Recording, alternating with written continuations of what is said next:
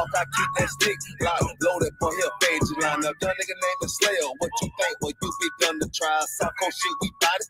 UPK, you solid. Little bitch think I'm crazy, think I'm playing like bitch, I ain't the one. Walk by every day, so who is you, bitch? I don't need your love. Killers right round the way. What you think? I love this brotherhood. Hood. More than you, bitch. Christ said 7 women gonna be on one nigga in the end time. Nigga, fuck wrong with you, boy. Stressed by that damn hoe ass bitch. Fake ass nigga too. Dumb ass motherfucker. Fuck you.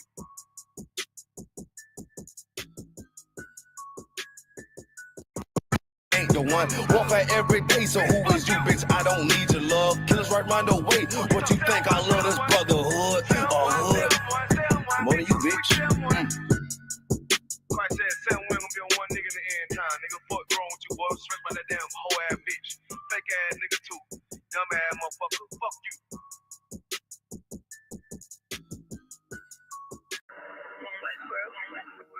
Check me out, dog. Roll the window up, man.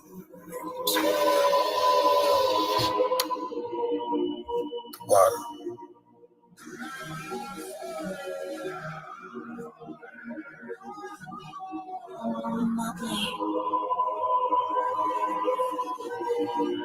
Ain't no better, dog, really. The son of a king. I don't Balenciaga. I might just wear a collar. I might just wear the Pradas. But I'm thinking long term, so I might say the dollars. We ain't no better. I'm just being honest. I should have went to college, but I was thinking violence. It's one West world. We the fucking loudest. Break it down, we break ground. We don't break no damn promise. Let's get active, dog. Don't tell me how you feel about it. Can't say it too much. They ain't learn enough. You maxed out the first quarter. I'm still warming up. These niggas tossing up a brick. They can't score with us. Who gon' come against us? On the Lord with us. The niggas around for you. Hope they rise till they crash. Put my name in your mouth. I put my belt in your ass. I ain't running no race. I just hope that I last. All them niggas you look up to, I consider them trash. Only time you seen a leader was in Wayne hand. Niggas will dab you, then pop you with the same hand. I'm a main player. I stick to the game plan. They don't really fuck with you. That's your main man. We them niggas came through and made your city hot. Yep, said he in the field, but he really not. I ain't casting no stone, I just let him rock. And that's the kind of story they gon' read about. But if it's war, it ain't no tapping out. Grip still heat, spit like a dragon mouth.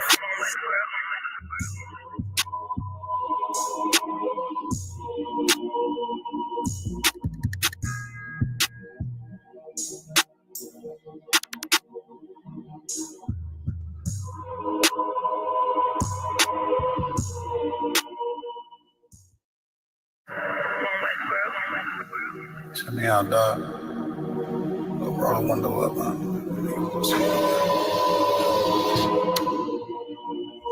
Water.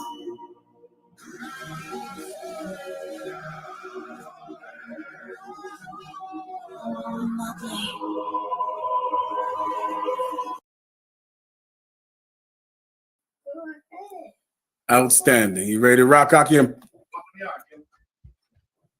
Clap it up.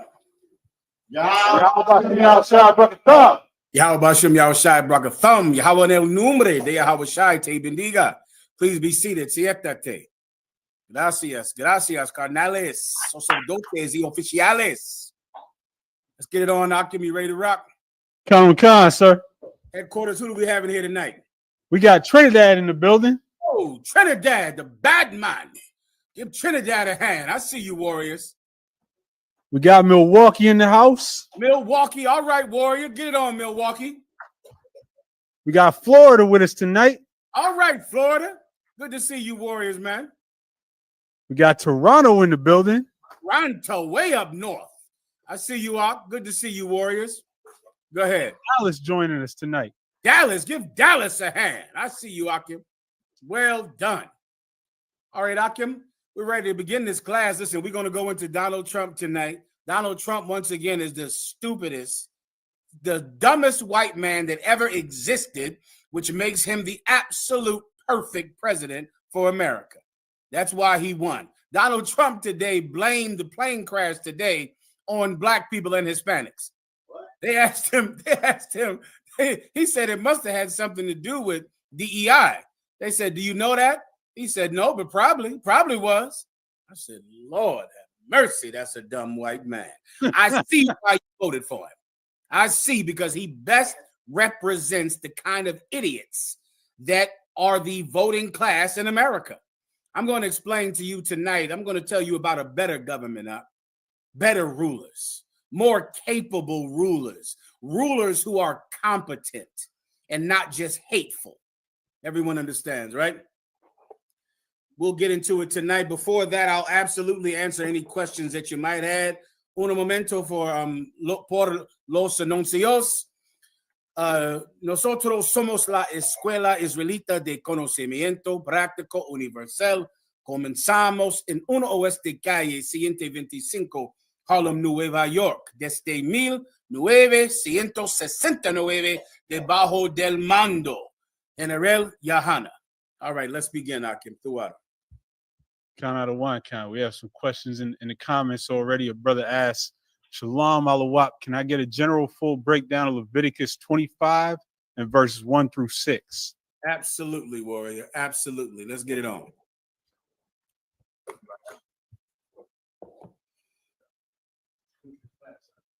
Quickly. Reading from the book of Leviticus, chapter 25, verse 1. The Lord spake unto Moses in Mount Sinai, saying, Speak unto the children of Israel, and say unto them, when you come. I'm sorry, warrior. I can't hear you well. Is it on? I think it's done. Con, verse 2. Speak unto the children of Israel, and say unto them, when ye come into the land which I give you, then shall the land keep a Sabbath unto the Lord. Mm-hmm. Verse 3. Keep going. 6 years shalt thou sow thy field, Mm-hmm. and 6 years thou shalt prune the vineyard, Mm-hmm. and gather in the fruit thereof. Mm-hmm. Verse 4. But in the 7th year shall be a Sabbath of rest unto the land. Let me just try to explain. The Most High God, very similar to how on the 7th day of the week, the Most High gives us a day of rest for us to be able to not work, to not do any service to anyone else besides ourselves, so that we can have a break. Well, every 7th year, the Most High breaks the land.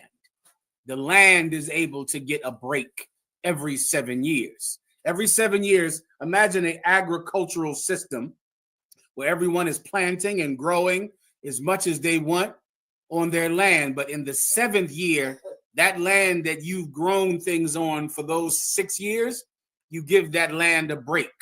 So on the 7th year, you plow another field and you work that field or that land for 7 years, and you give that plot a break. So the land is able to rest. And in doing so, this ensured more healthy and more abundant crops, because the land was able to gain back its resources and the nutrients in the soil so that it could continue to produce at a high level. So the same way the Most High rested us once a week, the Most High rests the land from farming once every 7 years. All right. Anything else? Khan out of Khan. Still on verse 4. A Sabbath for the Lord. Thou shalt neither sow thy field nor prune thy vineyard. Mm-hmm. Verse 5. That which groweth of its own accord of thy harvest, thou shalt not reap. So you're not going to pick anything from the land. You're not going to plant anything in the land. You're going to leave this land alone for 1 year. Continue. Khan out of Khan. Neither gather the grapes of thy vine undressed, for it is a year of rest unto the land. That's what I just broke down for you, all right? Go ahead. Khan out of Khan. Verse 6. And the Sabbath of the land shall be meat for you, for thee and for thy servant. When it says the Sabbath of the land shall be meat for you, the word meat is Old English for good. meaning this is going to be good for you that the land rests for 1 year. This is going to help you. I just explained why earlier, all right? Go ahead. Khan, Honorable Khan. And for thy maid, Mm-hmm. and for thy hired servant, Mm-hmm. and for thy stranger that sojourneth with thee. See, for my white friends out there watching, you could learn a lot from how the Israelites conduct themselves in agriculture, in business, and in friendship. The Israelites, our culture is to be kind to everything that serves us, even the land. To be kind. Kindness. That's the problem with our oppressor, Rock. He has a great ability to be cruel and a great ability to kill and take life, but he has absolutely no ability to be kind. He has no ability to build a family. He has no ability to have friends. He can't see the purpose in being kind to the land. This is good for you. This is good for the land. It's good for your servants. It's good for the people that work for you. It's good for everyone that they get a break. It's good for society. Now, meanwhile, what do you live in? You live in a society where an oppressor is over you that believes you're lazy if you don't want to go into work every single day, no matter what. If you ask to work from home, he thinks you're lazy. If you ask for more money, he thinks you're lazy. If you ask for time off to take care of your children, he thinks that you're not productive. You see, he doesn't understand that this is good. This is good for everybody, which is why he's a terrible governor, a terrible ruler of this planet. And the Most High God is going to have new rulers very soon. Very soon. Anything else? Khan, Honorable Khan. Verse 7. That was it. That was the end of that section. Is that it? Khan, sir. Next question. A brother had a question. Shalom, Lord in Christ, Alawat, priest and officer Sabayah from Syracuse, New York. Hey, Shalom, warrior. Salak, if I may, sir, can I get a breakdown on Lamentation 3, verse 27 through 30, Baba Kashab? No problem. Lamentations chapter 3, verse 27. It is good for a man that he bear the yoke in his youth. So also, headquarters, I shall hold Psalms 109 and 6 for me, all right? All right, go ahead, read it again. Khan. Lamentations chapter 3, verse 27. It is good for a man that he bear the yoke in his youth. Keep going. Khan, verse 28.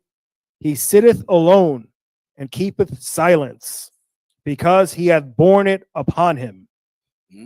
Keep going. Khan, verse 29. He putteth his mouth in the dust. If so, be there may be hope. I'll explain this precept. This is the kind of precept that is a perfect Hebrew Academy precept. This is the Bible telling you how to build character in a young man. How to build character. When it says bear the yoke, it's comparing the young man to a farming animal, to an ox. So a yoke is that big wooden thing that an ox would carry around in an old school farm. An ox would carry it around, and it would be this big wooden thing would be tied to a plow.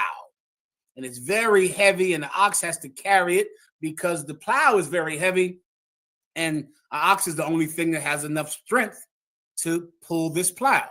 Well, it's good for a young man to carry the yoke when he's young. What does it mean to carry the yoke? It's a metaphor for working hard, for being able to work hard, to put your nose in the dirt and go. That's a good thing when you're young. When you have your physical strength, it builds character in a man. That's why we put you brothers through Hebrew Academy under commanding General Yohana's orders, to make a young man learn the ethic to work hard. You see, Donald Trump never learned that ethic. He's been served his entire life, just like that old zombie son he has. Donald Trump has a zombie son that goes everywhere with him like a goddamn walking ghost. And that boy has never worked hard, just like his father has never worked hard. So what does it do? When you become an old man, you never honor a work ethic. You never understand it. because you've never had to do it yourself. Well, in the Bible, our young men are trained to learn how to work hard when they're young. It's good for you. It's good. That's what Hebrew Academy is about. Read it from the top. Khan. It is good for a man that he bear the yoke in his youth. He sitteth alone and keepeth silence. He does what? He sitteth alone and keepeth silence. Let me tell you what work. If you have a work ethic and you develop a work ethic when you are young, or in your case, brothers, when you're young in the truth, you know what you're able to do? You're able to sit alone and shut your goddamn mouth. To shut up. You can't do that. You know why? Because your whole life is having fun, right? That's your entire life. You can't sit home alone. You've got to go out. You've got to chase tail. You've got to get drunk. You've got to find the party, the excitement, because you're a baby boy. You're just a little baby boy. And so you can't just sit alone in the quiet. You can't do that. Because a child has a habit of needing to be social and do social things. And before you know it, you're a grown man and all you can do is get drunk all day, party all night, and you can accomplish nothing at all in life because no one taught you to carry the plow when you were young. But if you did, if you learned how to work hard, if you learned how to work hard in the truth when you're a trooper, when you're an officer of 50, then you wouldn't need fame and glory and attention. You wouldn't be such a desperate attention whore, which is what you become because you never learned to put your head down and work. You never learned it. So what do you become? You become like a lot of brothers do in these fake Israelite groups. You become an attention whore. You just need to get attention constantly. You need constant praise. You need everybody to clap and everybody to love you so goddamn much, because if not, your soul would be empty because you never learned a work ethic. Read that last part again. Khan. He sitteth alone and keepeth silence. Keep going. Khan. Because he hath borne it upon him. Because he bore it upon him, because he carried this burden. He did it when he was young. So now, as he's a man, he doesn't need attention. That's why you have to make constant videos that express yourself. You always have to express your stupid thoughts. Everything in your brain you think is important and is going to benefit the world. For them to know your opinion on everything and all things. You become an opinionated idiot who just needs social activity, attention constantly, because you didn't carry a burden. You didn't put it up on your shoulders, man, and carry it. Because if you did, you would learn to shut your stupid mouth. You would learn to stop talking. You would learn that would be a miracle, wouldn't it? It would be a miracle if you could shut your stupid mouth. Continue. Khan, verse 29. He putteth his mouth in the dust. What does he do? So, Read that again.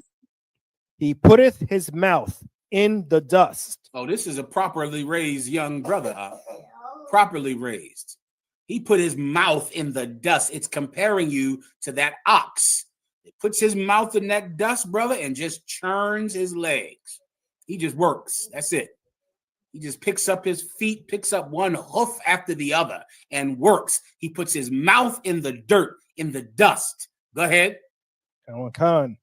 If so, be there maybe hope. If so, then there might be some hope. This world might become a better place if we can raise better young men up. That's what Commanding General Yohana was ordained to come and do, to go find a way to build better men.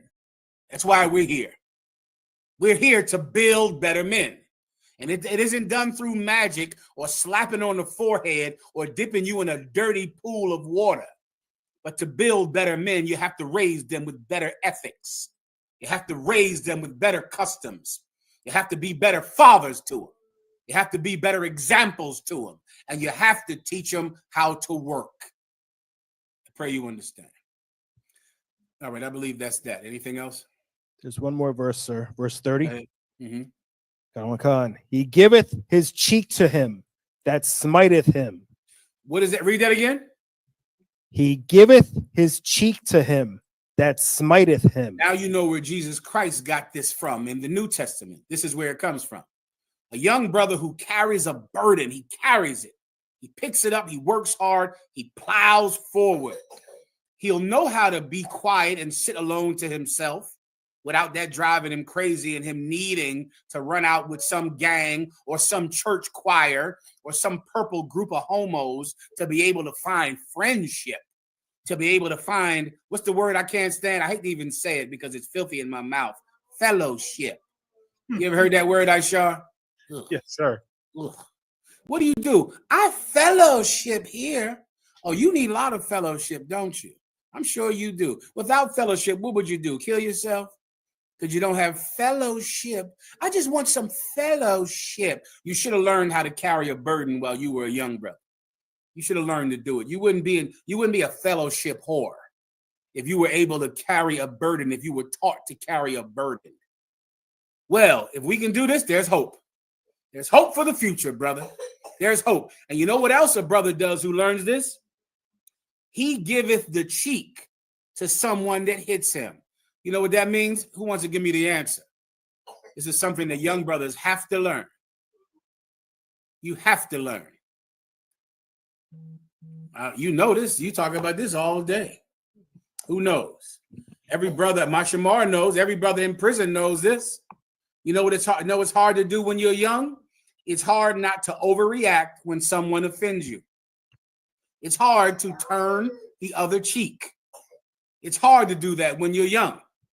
When you're young and you've never been ordered to carry a heavy burden, to do something you didn't want to do, that was terrible for you to even try to do, but you did it. Well, then you'll learn, give him a hand, young man, Davon, you'll learn to walk away. That is something that is extremely difficult for young brothers to do. You can't do it. You can't do it. Brothers try to do it. Look at the white man, little white boys in high school. They try to walk away. Before you know it, they come back to the school, kill everybody in the school, shoot everybody in the school. Why? Because someone offended them. Someone bullied them. Someone did something to them, and they cannot take it. Well, if you've learned to carry a heavy burden, you will have the ability to control your anger when offended. There's a way to handle it. There's a way to keep your respect, your self-respect. There's a way to keep your honor, and there's a way not to allow an enemy to play you out of your future simply because you got angry. And there are so many people that are in jail right now or in the grave that were just played out of their future because of a temporary anger. Something that, when you're a child, you can't control.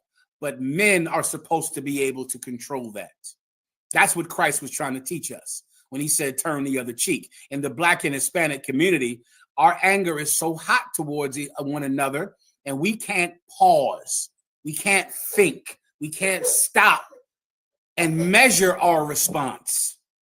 We can't decide what response is an overreaction and what response is the proper measure for what has been done to us. We don't know. All we know is that we're little baby boys who are really, really mad, really, really angry, and we just act on it. Now our life is gone. Well, if you teach a young man well, if you teach him to carry a burden up, if you teach him to be able to be alone, then he doesn't need a choir, a gang, a crew. He'll carry his burden. He'll learn to do it. He doesn't need to run around and constantly be in some bar or constantly be out chasing tail or be on DJ Academics hit list. We're going into that story tonight. This is the perfect precept for that DJ Academic story, to see what's out there for young men who cannot control themselves, who need attention. Do you need DJ Academic's attention? He'll offer you some. Are you an attention whore? Are you a man that just needs to be friends with your video game buddies, with people on the internet? Or you need a fellowship out there? Because DJ Academics, he wants to fellowship with you. He's there. He's open for fellowship nights. He is. Or you can learn to be a man from Commanding General Yohana. You can be like us. You can be like us, and we are able to control ourselves. I pray you understand. Oro por tu entendimiento. Anything else? There's the last part of that, sir. Yeah. He is filled full with reproach. He is what? He is filled full with reproach. He is filled full with reproach. Meaning what? People hate him. They hate him. They can't stand him. They hate him. Why? Because he controls himself. Because he carries a burden. Because he makes sinners feel guilty. The Bible says that righteousness is as wickedness to a sinner. Jesus Christ said that marvel not that men should hate you, for it is me that they have hated first. This is a prophecy for Jesus Christ, which is why it said he will turn the other cheek, because Jesus Christ came to us to raise us right, to teach us how to be men, to teach us how to have honor and self-dignity, to teach us how to be manly in the most righteous way possible. And he is filled full of reproach. And they hated him for it, and they hate us for it. Everybody understands. All right, anything else? Sir. Próximo. Brother in chat asks, Shalom, Lord in Christ, Alawab Salaki, sir. Will you explain the differences between laws, statutes, and commandments, Baba Shah? No problem, Mark. Laws, statutes, and commandments. A law, right, is the written letter of what you read. That's a law. A law would include the punishment. So the law against homosexuality in the Bible says that their blood shall be upon them, meaning the law says that a homosexual has to be put to death. That's in the Bible. Okay. A statute, right, is something that a ruler writes down, the person that's in charge writes down, and that thing could change. It's possible that the ruler could change it. It's a statute. It's something that he wrote down that he wants you to do. That thing has the possibility of changing by definition, a statute, right? But the ruler, the person in charge, has decided that he wants all of us to do this. It could be temporary, which is why it would change. Meaning he could say, I want you from, like when Esther wanted all of us to fast, and then her cousin, I believe, what was his name? Barak? Esther's cousin? You know, the Benjamite brother. He told everyone, listen, we're going to take a fast for 3 days. That would be like a statute. It would be something that this man in charge has decided we're going to do for 3 days. It's a statute, all right? A commandment is the things that came from God that validated Moses's authority to write statutes and to write laws. So the commandments, meaning the 10 commandments, the ones that have biblical authority, the ones that have God's authority, that proves that a man has the right to write statutes and to write laws. So the commandments come from God to a man. That man gets those commandments. The people say, listen, God gave this man commandments. This man has authority with God. Then the man gives you laws, rules, and punishments. Then the man decides, I want you to do this for a certain amount of time. I want you to do this if you live in this city. He decides certain things based on the authority that he receives from the commandments. That's the difference between laws, statutes, and commandments. All right. The commandments don't have the punishment attached like the laws do. The commandments are simply things that you have to do. Like you're not going to steal, you're not going to murder, you're not going to covet. That's a commandment. Then Moses says, if you do covet, this is going to happen to you. If you do steal, you're going to give it back 7 times. That's a law. That's the law about stealing. And then the statute, Moses could say, well, this brother that stole, he's going to pay for it like this. This sister that stole, she's going to pay for it like that. That could change person to person based on the decision of the ruler. That's the difference between laws, statutes, and commandments. Next. Kind of one kind of quick shout out to a couple new zones joining us. Chicago's here with us. Give Chi-Town a hand. I see you, Chi-Town. I see you are. ISUPK Mexico is with us. ISUPK Mexico. Mexico. Yahweh en el nombre de Yahweh Shai te bendiga. Yahweh en el nombre de Yahweh Shai lo bendiga, mi general. Sí, gracias. All And right, let's get it on. Windsor in the house. Say again. ISUPK Windsor. ISUPK Windsor, Canada in the house, way up north. Give him a hand. I see you, Windsor. Good to see you, Ak. If any of you Akim in the other zones, other campuses, please, if you have a question, don't hesitate to raise your hand and ask, all right? And I'm ready to rock headquarters. On that note, sir, Trinidad has a question. Go ahead, Trinidad.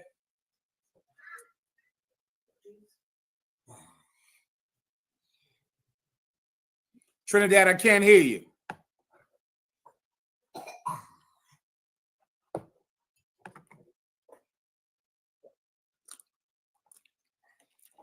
Trinidad. Still can't hear you, Trinidad. I see you, Miss Stevenson. Like I said, hear me now? I hear you now, Trinidad. I'm listening, brother. What can I do for you? So like I said, I have a question on Genesis chapter 7, verse 2. All right. What I want to find out, right? When the verse say that the animals go in pairs 7 by 7, male and female, right? Right. And then the unclean, male and female by 2, right? Mm-hmm. Well, I want to find out like the swine, right? You see like how the swine, or if that would be two male swine and two female swine, and like the goat is a clean animal. I want to know if that would be like 7 goats, 7 male goats, and 7 female goats. Absolutely. Oh, you mean if there's 7 and 7, meaning by sevens? No. Okay. Just so for those brothers and sisters that might not know, in the history of Noah's Ark, clean animals went in by 7s, right? Unclean animals went in by 2s. So for a pig, it would be one male. It would be one male pig, and one female pig. And for a clean animal, it would be 7 males and 7 female. That's correct. You understand? Can. And why? Because they were going to eat them. So because they were going to eat them, they would need so many of them. They were going to eat them during the trip for the 40 days. And they were also going to eat them immediately when they got off of the trip. So that's why you needed so many of them, because they were going to be eaten. All right? So what else, sir? No sweat. Good to go. Anything else? We're all with us as well. Let me get Trinidad. Who's that right there? Oh, Slack. That's Montreal right here. Montreal. Give Montreal a hand. Montreal. What island do you come from again? I always try to remember the name of your island. Salakia, sir. I'm from Martinique, out of one. Martinique, brother. Give him a hand. Martinique. Aren't you also over ISUPK France, or am I wrong? Karawakan, sir. ISUPK France, Most High in Christ. Give him a hand. Who did that picture behind you? That picture. Salakia, sir. If I'm not mistaken, that would be Officer 500, Officer 1000, Malakma Ban Yashikar, if I'm not mistaken. Get out of here. What zone is he in? What camp is he in? Southern California, out of one. God damn, that brother can draw. Karawakan, I mean, that's a serious depiction of Christ. One of the best I've ever seen. Well done. What's his name again? Officer 1000, Malakma Ban Yashikar. Malakma Ban Yashikar. Well done, warrior. Well done. All right. Bien hecho. Is that right, Yashikar? Bien hecho. Well done. All right. Go ahead. Next question. Gracias. Next question. Come on, sir. Back to the comments. Brother asks, Salakia Alawap, can you break down Ecclesiasticus 36 and verses 1 through 6? No problem. Also, brothers from earlier have been saying the water, sir, for your breakdowns. The water to you, brothers. I appreciate you. Book of Ecclesiasticus, chapter 36. You're a little low, warrior. I can't hear you well. Be sure.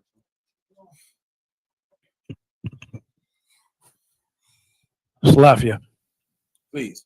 The book of Ecclesiasticus, chapter 36, beginning at verse 1. Have mercy upon us, O Lord God of all, and behold us, and send thy fear upon all the nations that seek not after thee. Verse 3. Lift up thy hand against the strange nations, and let them see thy power. Oh, this is he wants me just to break this down. Sir. Listen, this is an excellent precept about the Most High's protection over Israel and his deliverance in battle that he will give us up. This is exactly what you're going to need right now in these days, because Lord knows you have an enemy that sits in great power, brother. An enemy that not only is your enemy, the nation of Israel has had an enemy in the White House since the beginning of America, since Great Britain, since Spain, since Germany, right? Since Portugal, right? But you have an enemy right now, brother, who is not satisfied with simply belittling you, with simply oppressing you. You have an enemy now that demands your self-respect. He demands it. And that is rare in modern times. It used to be that a white man was simply satisfied with your service, with oppressing you. It was good enough for him that you were his slave, but it is not good enough for Donald Trump. You working hard and building America and sustaining them and picking their crops and working in their fields is not good enough for Donald Trump. Donald Trump wants your self-respect up. He wants your dignity. He's not going to allow you to simply break your back for him in the heat of Texas, in the heat of California. He wants your self-respect on top of that as well. And so you're going to need to know that the Lord God is with you, brother. You're going to need to know it to keep your honor. Read it from the top. Khan, out of Khan. Verse 36, verse 1. Have mercy upon us, O Lord God of all, and behold us. Verse 2. And send thy fear upon all the nations that seek not after thee. Send thy fear upon the nations that don't seek after you. Send your fear upon them, man. Today there was a plane crash. There has not been a commercial airline crash in about 25 years. There hasn't been one. Of course, the second that Donald Trump gets in the White House, the planes fall from the sky. The second. Why? Because now the incompetents are in charge. America right now has a whites-only government. WOG. Is that whites only? Whites only government. That's the government of America now. When the plane crashed, Donald Trump came on the news and said, well, this must be because of DEI. This must be because of diversity in airplane pilots. Somehow it was the Mexicans' fault, though. Somehow. You heard that, Yashikar? Did you hear about that, Yashikar? No, I didn't hear about that. Oh, Yashikar. There was a plane crash today. About 67 people died in Washington, D.C. A military helicopter crashed into a commercial airplane. A commercial airplane hasn't crashed in 25 years. Right? Afterwards, Donald Trump blamed it on the Mexicans. He said it must have been because of DEI. DEI is a program called Diversity and Equality and Inclusion, meaning they must have tried to make blacks and Hispanics airplane pilots, and it must be their fault. They asked Donald Trump, they said, well, Donald Trump, why do you say that?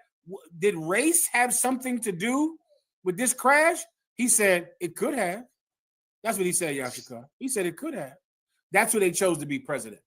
He became president over hating you. Over hating you, everyone said, yes, I love this man because he hates the chosen people of God, the Mexicans. They made him president. Then the plane crashes, and somehow he finds a way to blame you again for the plane crash. I'm going to tell you the real reason for the plane crash tonight. Tonight, you just hang on until the end, until I get done with these questions.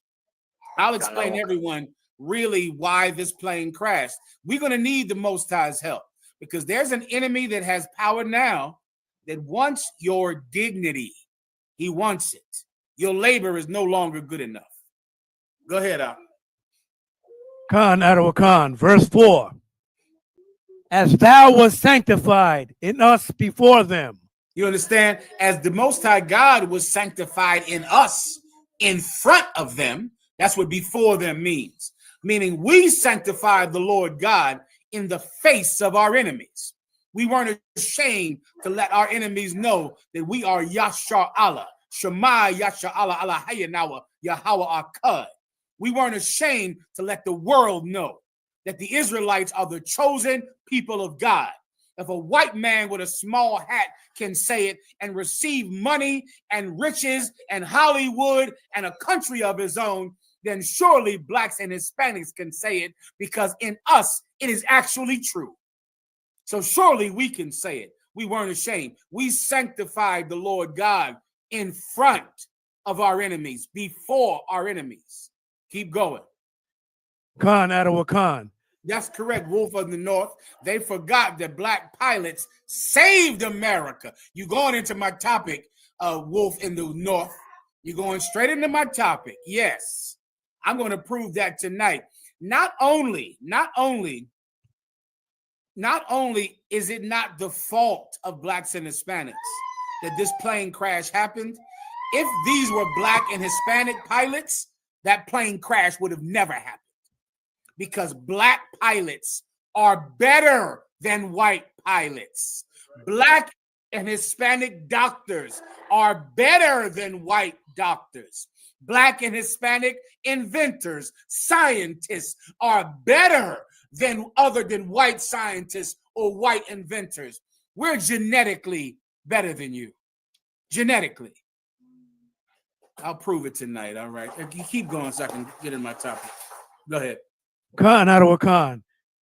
So be thou magnified among them before us. That's what he wants. Be thou magnified among them before us. We magnified you in front of them, Lord. Now you magnify yourself in them. He's asking the Most High God to destroy our enemies and do it so we can watch it. Our enemies watched us glorify your name. So now let us watch you glorify yourselves in destroying your enemies. That's our prayer. That's our prayer, and it's a holy thing. Keep going. Khan Adawa Khan. And let them know thee as we have known thee. That there is no God but only thou. Yeah, I think you understand. I think you get that part. Is there anything else? Khan Adawa Khan, verse 6. Show new signs and make other strange wonders. Oh, yeah. The Most High God is the one that's going to show new signs and make strange wonders. Do you think it's a coincidence that a military plane crashed into a civilian commercial aircraft 2 weeks after Donald Trump becomes president and cancels the education of the Tuskegee Airmen in the Air Force? He just did it last week. People got so angry about it that he brung it back in. Donald Trump became president and stopped educating future pilots about the Tuskegee Airmen, who were the best fighter pilot. They assisted bombers. A bomber would be traveling to go bomb somewhere.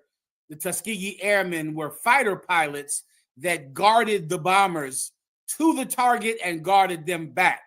There was no one better.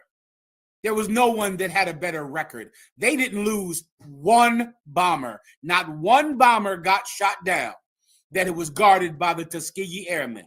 Before the Tuskegee Airmen out, the Germans were shooting those goddamn bombers out the sky at will. At will.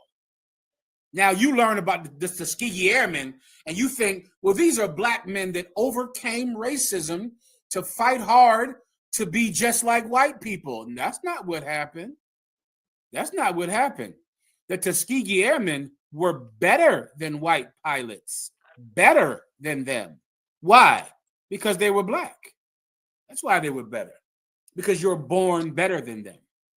You're born better than them.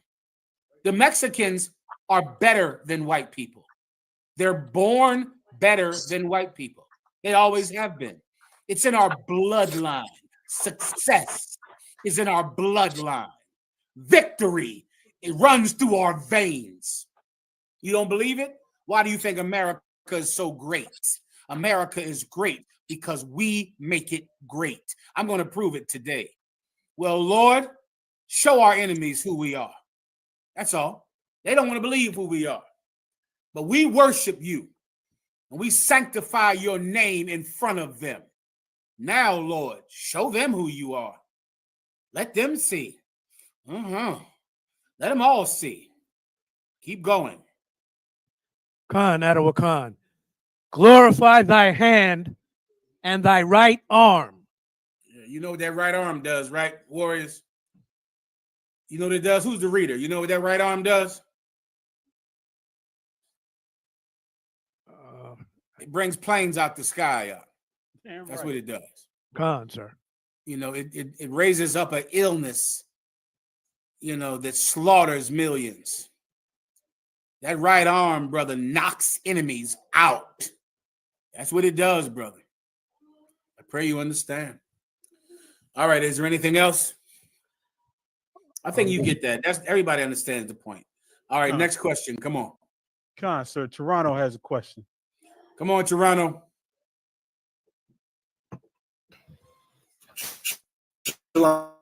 Sir, if I may, I have a question about Tobit 7 and 14. No problem. Salakia, sir, I'm gonna read it right now, if I could. No sweat. Salakia, let me just get it. One moment.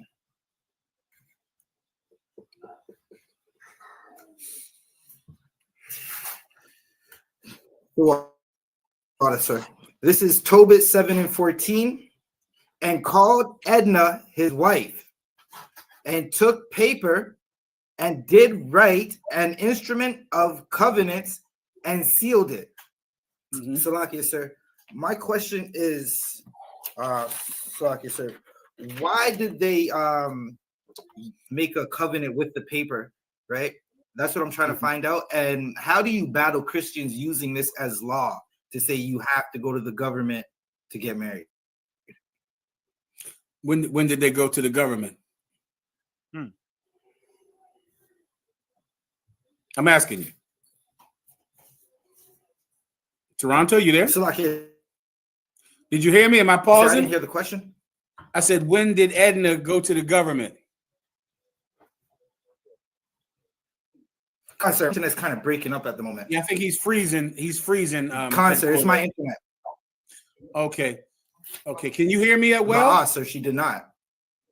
Right. So what would this have to do with going to the government? If a Christian says that, this is what you do, Toronto. Just say, no sweat. Hand me a piece of paper. And just say, I'm tearing up that tail. I'm going to get her in all the different sexual positions and wail on that tail for a day. Give this to your mother and tell her to sign it. Then that's totally fine with the UPK. That's acceptable. Is that what the Christians would like to do?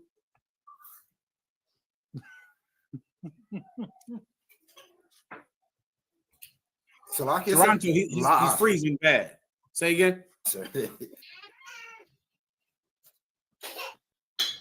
He got to come off your mouth. He's freezing too bad. Toronto, listen, I'll answer the question for you. If a Christian is saying do this, you should do it. Do just what it's saying. They went down to the mother and they wrote up a contract between the father and the husband. What was that contract for? Proof that this was a legal arrangement, meaning the father agreed to this. This was not done against the father's will. Remember, a marriage at one time was an agreement between the father and the husband. They agreed to it. The piece of paper is proof of the agreement. Also, the marriage bed sheet is the proof that the agreement was done in good faith, that the father gave you a woman that had not been with a man. You would present the bloody bed sheet to say the father did not cheat me. So you would write down a piece of paper that would say, I'm giving you my daughter. She has been with a man. This is her second marriage. The first one died, or This is her first marriage. She has never been with a man. I'm giving you my daughter. You're giving me 10 goats. You're giving me 7 cows. You're going to work for me for 7 years, like in the case with Laban and Jacob, right? The agreement is put on paper. The father signs it and you sign it. Then you just have it in your hand. You take it home. If the father comes back and says, hold up, I told you I was going to give you 2 cows. You say, hell no, you didn't. You told me you were giving me 7 cows. Here's the piece of paper. The piece of paper was so the deal could be written down so that no one could say that the other one was lying. At the end of the marriage night, when you had sex with his daughter, you would come out and hand that father a bloody bed sheet. The father would keep the bed sheet. So later on, you couldn't say, man, your daughter wasn't a woman. Your daughter had had sex with a man already. Hell no, she didn't. I have the bloody bed sheet right here. It was a way to make sure that this deal was done in good faith and that no one was cheating anybody. And if a Christian woman wants to do that, come on and do it then. What's your problem? I'm going to tell you, I'll write down the positions I'm going to put your daughter in. I'm going to put her in I'm going to get in the triple buck. I'm gonna have her I'm so UPK. Even my sexual positions are 1 West. I don't do 4 play. I do 12 play. Ashar. Did I tell you that? I do 12 play. That I'm so UPK. I'm so 1 West. I don't do that. My favorite sexual position is 1969. Are you with me? Ashar, are you with me? God, sir, I hear you. That's my favorite sexual position. The 1969. That's how 1 West I am, Mark. I'll write that down. I'm going to get into 1969. I'm going to give her a little 12 play. I'm going to give her this 1 West business. I'll write it down. Your mama can sign it, and then come with me. All right. You don't have to argue about it. Anything else? I think that about covers that, sir. All right. Montreal has a question. Go ahead. So yeah, Salak one. It's kind of like a 2-part question. It's short. It's about stolen goods. So let's say we were all in the world at some point. Then you're going through your stuff, and then you see some goods that you acquire in the world, but you stole it from somewhere or from someone. Now, what would be the Tawab thing to do? Would it be Tawab to just throw it away, or does it not matter anymore? What's your name? Officer 500 Baraki Allah, sir. Has Baraki Allah stolen something from somebody? La, sir. Then what are we even talking about? Kawakan, sir. Anything else? Kawakan, my second part question is, let's say a person in the world, for instance, it's a brother or a sister, and they gift you something, let's say for a chain, for example, right? Mm-hmm. They give you a chain, but you know what type of things that they indulge in the world. Mm-hmm. However, they get their money. They bought that gift. They gave you with dirty money. Would that be wrong to accept the gift? Or should you just say la because you know what they indulge in? Okay, so this person is a drug dealer in this metaphor, right? In this scenario, the person sells drugs and they want to give you a gift. Karawakan. And this is a person that you've told them that they should stop selling drugs. Karawakan. And then they hand you a gift with the drug money to give you a gift. Karawakan, sir. That person is trying to prove you a hypocrite by even offering the gift. Right. You understand? Karawakan, sir. Like that's not a gift, Doc. That's a bribe. Because the second you accept it, then they can say, I guess he really doesn't disapprove of my drug dealing. So really, it's not a gift at all. He's attempting to compromise you. You understand? Karawakan, sir. Don't even consider it a gift. It's an insult. He's insulting you by offering it to you.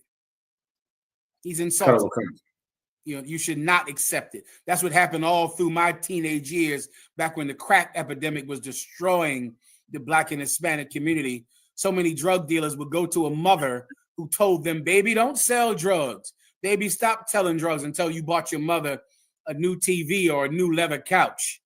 And then the mother would, of course, take it. And then the son would continue to sell drugs until he was killed. You understand?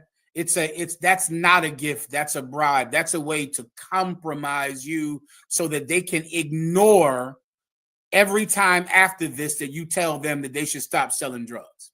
So the short answer is no, you should not accept that. You should not. Sir. No. Salaki, if I may. Yeah, please. Real quick, and if that's the case, should you just speculate that they bought that bribe with dirty money? Okay, here's and I'm giving you, this is a scenario without specifics. I have to answer this question in general. Do you understand? Okay, so I'm going to answer it in general. In general, if this is a person that you know, and you know that they're a drug dealer or something that you've told them they have to stop because you don't want them to die, you don't want them to go to jail, then they come and offer you a gift. That gift is not a gift, right? You know that they're a drug dealer. You know that they're a criminal. Now, if you don't know who this person is, then this is not a bribe because you don't know. You don't know who they are. You don't know if people come and put money in our bucket at camp or donate money to the school. We don't know where that money comes from. We don't know, but they know our stance on drug dealing. They know our stance on committing crime. They know that we are absolutely against it. They know that. And they know that fully. So we don't know who's putting money in the bucket. We don't know who's donating money, but the world knows that we do not support crime of any kind. Now, in your scenario, this is a person that you have told them, stop selling drugs. They say, I'm going to keep selling drugs, and here's a car. You cannot take that car. You can't do that because then you are supporting the thing that you have said is going to kill them. Do you understand? That's a very in general, I'm giving it to you in a general way, all right? No problem. Next. Sir. Sister asked, Shalom, sir, can you break down 1 Corinthians 15 and 33? Okay. No problem. You got it, sis. Go ahead. 15 and 30. So we're just going to pull that up real quick. 1 Corinthians 15 and 33. Be not deceived.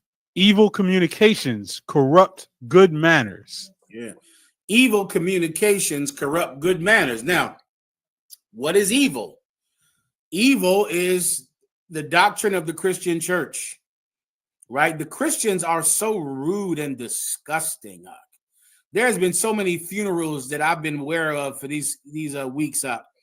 And I mean, I'm sorry, I didn't mean to say funeral. It's properly called a burial. When you put them in the ground, a burial. And these burials I've had to come in contact and hear about interactions with Christians.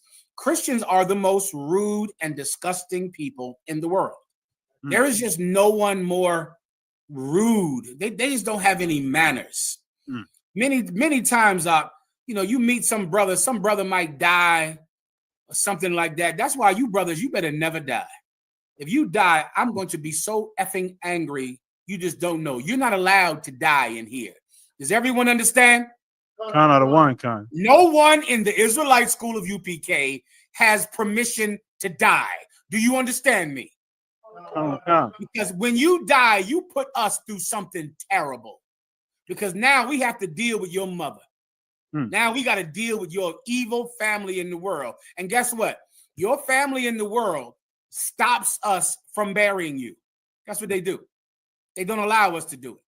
They don't even allow us to come to the funeral, to the burial. They stop us. So now here we are talking to your mother who hates us, and your mother will not let us give you the proper burial rites. She won't let us wrap you with linen. She won't let us anoint your body with the ancient oils. She won't let us say the prayers over your body. She won't let us bury you in soil, as is a proper and decent burial to the Lord God. Your mother won't let it happen. Your mother won't even let us come to the burial at all. And every time it happens, I think to myself, we would never do this to them. We would never, in the history of the school, we have never, and we would never stop a brother's or a sister's family from coming to a Israelite burial. We would never say no Christians are allowed to come to this burial. If you're not in the UPK, you can't come to this burial. We would never do that. Commanding General Yohana paid for this sister. This sister died in New Jersey, and I used to love this sister. I hate to even talk about it because I loved her. And she died, and she had a husband who then afterwards left the truth, which was disgusting. She had Commanding General Yohana paid for the burial, paid for everything in New Jersey. And there were white people that came to that burial. White people. Why? Because they were the friends of her mother. They were her high school teachers that she knew from the past and people that her mother knew. We let white people come to that burial. They were sitting in there and we were paying for it. We paid for it. We would never say, well, you know, your mama's white friend can't come to the funeral because we're paying for it. We would never do that to a Christian ever. But Christians always do it to us. And I'm telling you why. Because there is so much evil communication in that Christian church. They don't have any manners up. Christians are rude and disgusting. You watch. You're going to fight. You know this already. You know about all the fights that happen at funerals. All of the fighting. Everybody fights each other. You know why? Because you're all a bunch of gremlins. You're a bunch of raccoons fighting over a half-eaten bag of Doritos in a trash can. You don't have any manners. You have no class. So when someone dies, what do? You fight over his car. You fight over the insurance. You fight over whose name is going to be in the obituary. Jesus, Ishar. Do you know what I'm talking about, Ishar? Khan, sir. Ishar, have you experienced this in the past? I have not, but I know these types of people, sir. Ishar, that goddamn obituary. The physical punches that are going to be thrown over whose name is in the obituary or is not in the obituary, you're going to have a fight over that. You know why? Because you Christians don't have any manners. You don't have any grace. You don't have any class. In the UPK, we have grace and class. We're not going to stop your mother from coming to the burial simply because Commanding General Yohana paid for it and you were in the truth when you died. Your mother is able to come. Your mother's white friends can come. Anyone can come that wants to celebrate your life and mourn your passing. We would never do what Christians do. You Christians, you use the funeral to show who you hate. So you say that the children he has with that other woman, they can't come. His other woman, his side women can come. Let me tell you something. These side broads are supposed to be at these funerals. I'm telling you straight up and down now. You got brothers who are dying and they got 2 and 3 other women and 4 other kids, and they're not even allowed to come to the man's burial. The woman won't allow the side women to come. No, that side woman, that was her man too. Right. That was her man. And if you had any class, you would let her come. You would hug her. You would hug your husband's side woman at his funeral. You would hug her because you would think that she also has a loss. See, that's class, Ishar. That's One West class. They don't have that in the Christian church. Why? I'm sorry. I was shy. Why? Because of the evil communication. They talk evil. All of that Christian, all of that Christian hypocrisy, all of that Christian pride, all of that Christian power. Right. Christians just care about power. So the minute you die, they sitting back. No, she cannot come. He cannot come. His name is not getting in the obituary. No, I'm burying him where I want to bury him. And no, they just use your death as a tool to hurt people. That's it. Right. Why? Because of the evil communication in that church. Things are not done like that in here. In here, we learn class. We learn class in here. That's right. Oro por tu entendimiento. That's right. Anything else? Wow, sir, that's all on that. But Chicago has a question. Please. How about some Yashar Brakatah? How you doing, sir? One, a brother has a question. A brother has a question. Two brothers have questions. One, he wants a breakdown of John 8, chapter 8 and verse 56. He wants to break down on how Abraham rejoiced when he saw Christ. I'm gonna get the script. So, Book of John, chapter 8, verse 56. Your father Abraham rejoiced to see my day, and he saw it and was glad. He saw it when Isaac was born. Because Jesus Christ was Isaac. Or else, when did he see it? You understand, right? Right? When else would he have seen it? The Bible says he saw it and was glad. That's what it says. He saw it. Did it say he will see it? Saw it. Which is the past tense. In the New Testament, it's the past tense because it happened in the Old Testament. That's when Abraham saw it. He saw it. So all you do is go back to when Isaac was born. And he was so glad because it was a promise by God that Abraham did not know would happen. Abraham went and got Hagar pregnant and had Ishmael because he did not believe that his 90-year-old wife, Sarah, would bring forth a child, even though the angel of God told her that she would have a child. Lo and behold, Sarah got pregnant. What a gift. Right. Now you just ask a Christian, when did Abraham see it and rejoice then? A Christian will have no answer at all. Everybody understands. Colonel McCon, so like I said, another brother, a new troop. Jesus Christ is Isaac. Let me just tie it together for you, for those that don't know. Go ahead. A trooper who's in the academy, he wants to, he said, can he get a breakdown of Deuteronomy chapter 7 and verse 6 and the different precepts to support Deuteronomy 7 and 6? No problem. Deuteronomy 7 and 6 is a whole ton of those. Is that the one with the marriages? Sir, it's if I could. For Deuteronomy chapter 7, verse 6, for thou art an holy people unto the Lord thy God.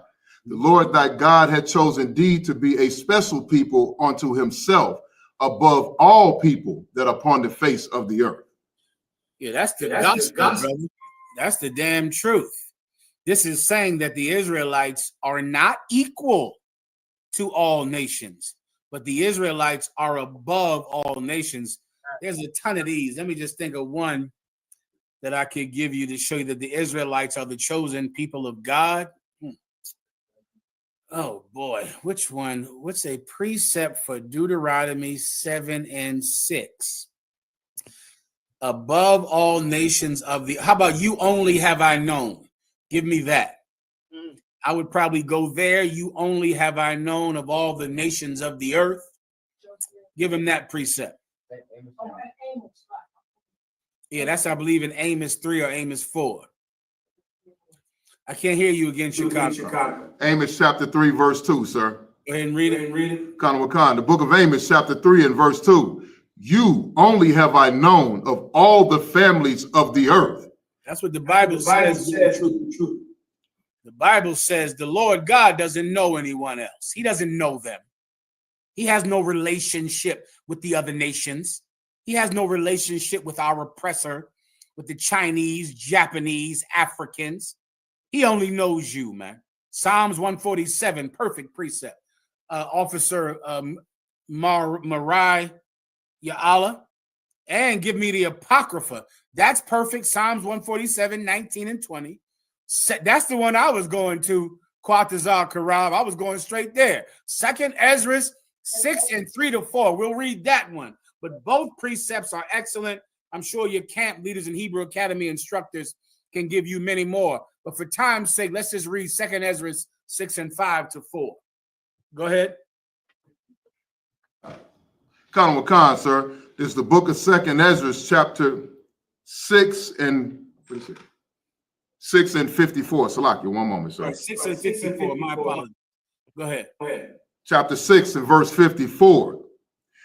And after these, Adam also, whom thou hast made it Lord of all thy creatures, of him come we all. You see, every living thing comes from Adam. We all people. Every living person comes from Adam. We all, white people, black people, Chinese, Japanese, we all come from Adam. Go ahead. That's correct. Priest of war. All those precepts are right. Go ahead. Khan Wakan. And the people also whom thou hast chosen. And what? And also whom thou hast chosen. Everyone comes from Adam, including and the people who God has chosen. God chose the 12 tribes of the nation of Israel. He chose blacks and Hispanics. This is who he chose. He didn't choose all people on the earth. He chose one people with 12 tribes. Continue.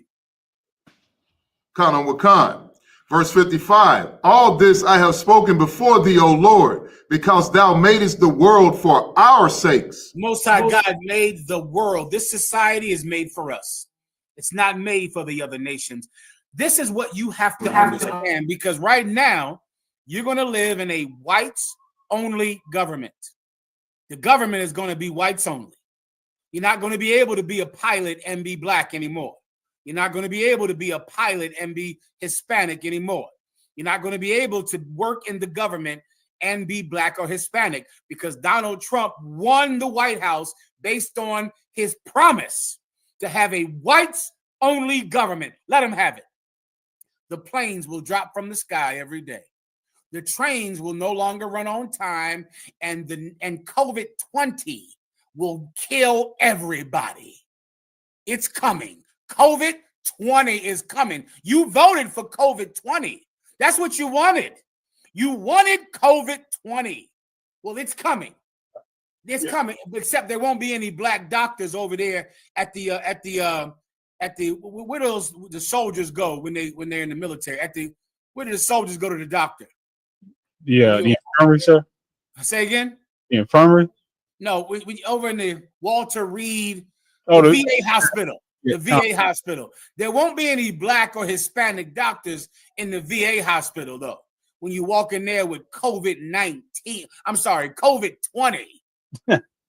because Donald Trump has promised and will deliver on a whites-only government, and your whites-only government is going to be incompetent. Absolutely incompetent. Why? Because God is with blacks and Hispanics. God knows us. Our blood is blessed. We're genetically better than you. Genetically. This is the precept. This is one of them. Our blood, our family, our genealogy has success in it, victory in it. God's blessing flows from between our legs. And without having us in government, the planes are going to drop out the sky. Continue. Khan Wakan, verse 56. As for the other people, which also come of Adam. The other people which also come from Adam, not the blacks and Hispanics, not the Israelites, but the other people. White people, Chinese people, Japanese people, mainly white people. Keep going. Khan Wakan, thou hast said that they are nothing. Wait, say that one more time. Thou hast said that they are nothing. They're all self-sufficient. Nothing. They also have their own gifts and own talents. Nothing. You see, God said that they were nothing. That's what he said. Nothing. Continue. But be like unto spittle, and has likened the abundance of them unto a drop that falleth from a vessel. They be like spit. And he has likened all of them, the abundance of them. It's like one drop that falls from a bucket. That's what they are. All of them. And if you don't believe me, when you have your whites only government and nothing works, the VA hospital shuts down, everyone is dead of COVID-20, then you're going to find some Mexicans to solve your problem. You're going to find some black people to fix the government in your new whites only government. All right, next. The water Chicago. If I may, add one. Go ahead. Will Genesis 25, sir, be a precept? One shall be stronger than the other? With Jacob? Absolutely. There's a lot of precepts. Really, the whole Bible is about the Israelites being better than everybody else. That's the moral of the story. Kind out of one, kind. A sister in the comments, that comments regularly. Apparently, her son is in the comments watching as well, and she wanted to ask her son's question: who wrote the Bible? All right, Deandra. So lock you out of one. I would like to my son Jemiah's question. All right, young man Jemiah, I see you getting in here. Who wrote the Bible? I'll explain. Give me Isaiah 34, I believe what it is, right? You see those names when you open up the Bible, right? You're going to see names. Isaiah, Jeremiah, Ezekiel, Isaiah, Hosea, and many more names in the Old Testament. And then in the back of the Bible, you'll see Matthew, Mark, Luke, John. You'll see the names of cities, right? These books were all written by men. Mainly the name at the top of the book is the man who wrote it, or the man who is written about, and his young men wrote it. His scribes wrote it for him. All right. You read the New Testament, you have books named after cities like Romans or the Philippians or Corinthians. These are letters that a man named Paul wrote to brothers in those cities. So the names of the books tell you a lot about who wrote the actual books in the Bible. All right. The names at the top of the chapter. But all of the books in the Bible, all of every page in the Bible was inspired by God. The Most High God inspired men to write the Bible. And I'll give you a precept right on this right now, Jemiah. All right. Go ahead and tell them where it is. Sir, Isaiah 34 and verse 16. That's the precept you need, Jemiah. What'd you say again? Isaiah 34 and 16. Isaiah 34 and 16. Go ahead and read it. Seek ye out of the book of the Lord and read. That's what the Bible is. The Bible is the book of God. There are many other great books out there. I would encourage you to read many books, Jemiah. There's so many books you can read about many topics. I myself, in my personal time, am an avid reader. Reading is good on any topic, on anything. You can just learn about the author's thoughts and the author's take on different things by reading many different books on any topic that you want to read about. But the Bible is different in this. The Bible is inspired by God. No other book is inspired by God. No other book is 100% true to God's will other than the Bible. That's the difference between the Bible and any other book that you might enjoy reading or learn from. Continue. No one of these shall fail. No one of these shall fail. What are what's the these we're talking about? The prophecies in the Bible, the things written in the Bible. Everything in your life is in the Bible. Every problem you encounter is written of in the Bible. The solution to those problems are written of in the Bible. The Bible is about everything because God inspired the words. Continue. none shall want her mate. There is no book that could join the Bible. No one would want a book that is mated to the Bible because there is no book good enough or inspired by God to be joined with the Bible. Continue. For my mouth it hath commanded, and his spirit it hath gathered them. The Lord's mouth commanded every word in the Bible, and the Lord's spirit gathered these books together. Gathered the book of Isaiah, Jeremiah, Ezekiel, Philippians, Corinthians, Matthew, Mark, Luke, and John. Put them all together in one, so the children of God in captivity could have them. That's how we have the Bible today. And every answer in life is in there. Every future prophecy is in there. Learning of the past is in the Bible. Understanding your present day is in the Bible. Understanding the future is in the Bible. All right, I think that's good enough for Jemiah, all right? Count out of one, count. Anything else? Florida has a question. Please. Go ahead, Florida. Go ahead. What's going on, Warriors? They're muted. You two brothers look like y'all spend a lot of time with each other. You two brothers, you look like you're brothers, but I know you're not physical brothers, right? Lost, we're distant cousins. Listen, you One West twins. There's a lot of them. I know just what you mean. You Yes, start sir. rolling with a brother so hard, you just start looking like the brother. I know just what you're talking about. Give Brother, yourselves brother. a hand. Brother, Y'all brothers look like you're twins. And Wow. I know it's from just rolling so hard together. Well done, Akim. Good job. The water to you, sir. The water. Go ahead, Ak. What can I do for you? A brother has a question. The question is, what is the difference between Romans 2:13 and Romans 3:20? One says that the doers of the law shall be justified. The other says that the doers of the law shall no flesh be justified. All right. Well, the first thing you have to accept is that there is no contradiction in God. That's in the Bible. Right. Most High God, in him, there is no contradiction. None. So these two scriptures absolutely do not contradict with one another. I'll just explain to you what they mean. All right. Common concept. Go ahead and read whatever one you would like to read first. Yes, sir. Common concept. The water. The book of Romans, chapter 2, and verse 13. Which, Salaki, sir.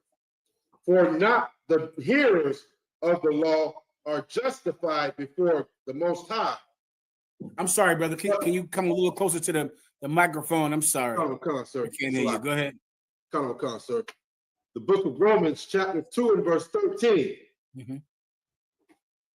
For the hearers of the law are not justified before God. Okay. But the doers of the law shall be justified. I'm going to break that down. The hearers of the law are not justified, but the doers are justified. I believe that might be simple for everyone to understand. Just listening to the law doesn't make you justified, but doing it actually makes you justified. Give me Donald Trump getting sworn in. Donald Trump recently, Donald Trump was sworn in. His wife went down there and got his wife, Melania Trump, who was a former naked porno actor. What was she? She was a naked model. What do you call it when you get in the magazines and you show your full naked behind? That was the first lady. She had naked pictures on the internet. I pulled them up in class one time. Naked pictures of Melania Trump, naked, in a Penthouse and Playboy magazines. Saw her full naked breasts and naked bony white behind. Well, when Donald Trump was sworn in, she went and she got the Bible that Abraham Lincoln was sworn in on. And she got Donald Trump's family's personal Bible. And let me show you what Donald Trump did. Go ahead.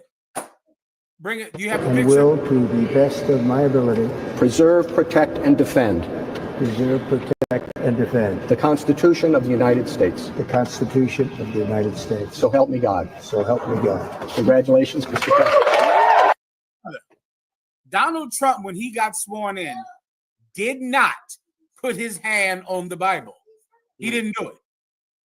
I would like, Ishar, tell me if that has ever happened in the history of America that a president was sworn in and did not touch the Bible. His wife has 2 fists full of Bibles. She walking in there, double-fisted Bibles. Donald Trump did not touch them at all. He didn't touch them. You see, it's American tradition to touch the Bible and then do nothing that's in the Bible. That's American tradition. Donald Trump is so wicked, he couldn't even touch it. Listen, he couldn't even put his hand on it. He did not touch the Bible. Well, let me tell you something.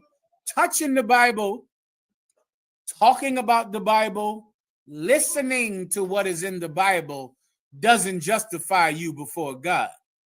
Doing what's in the Bible justifies you before God. Now, that is very clear.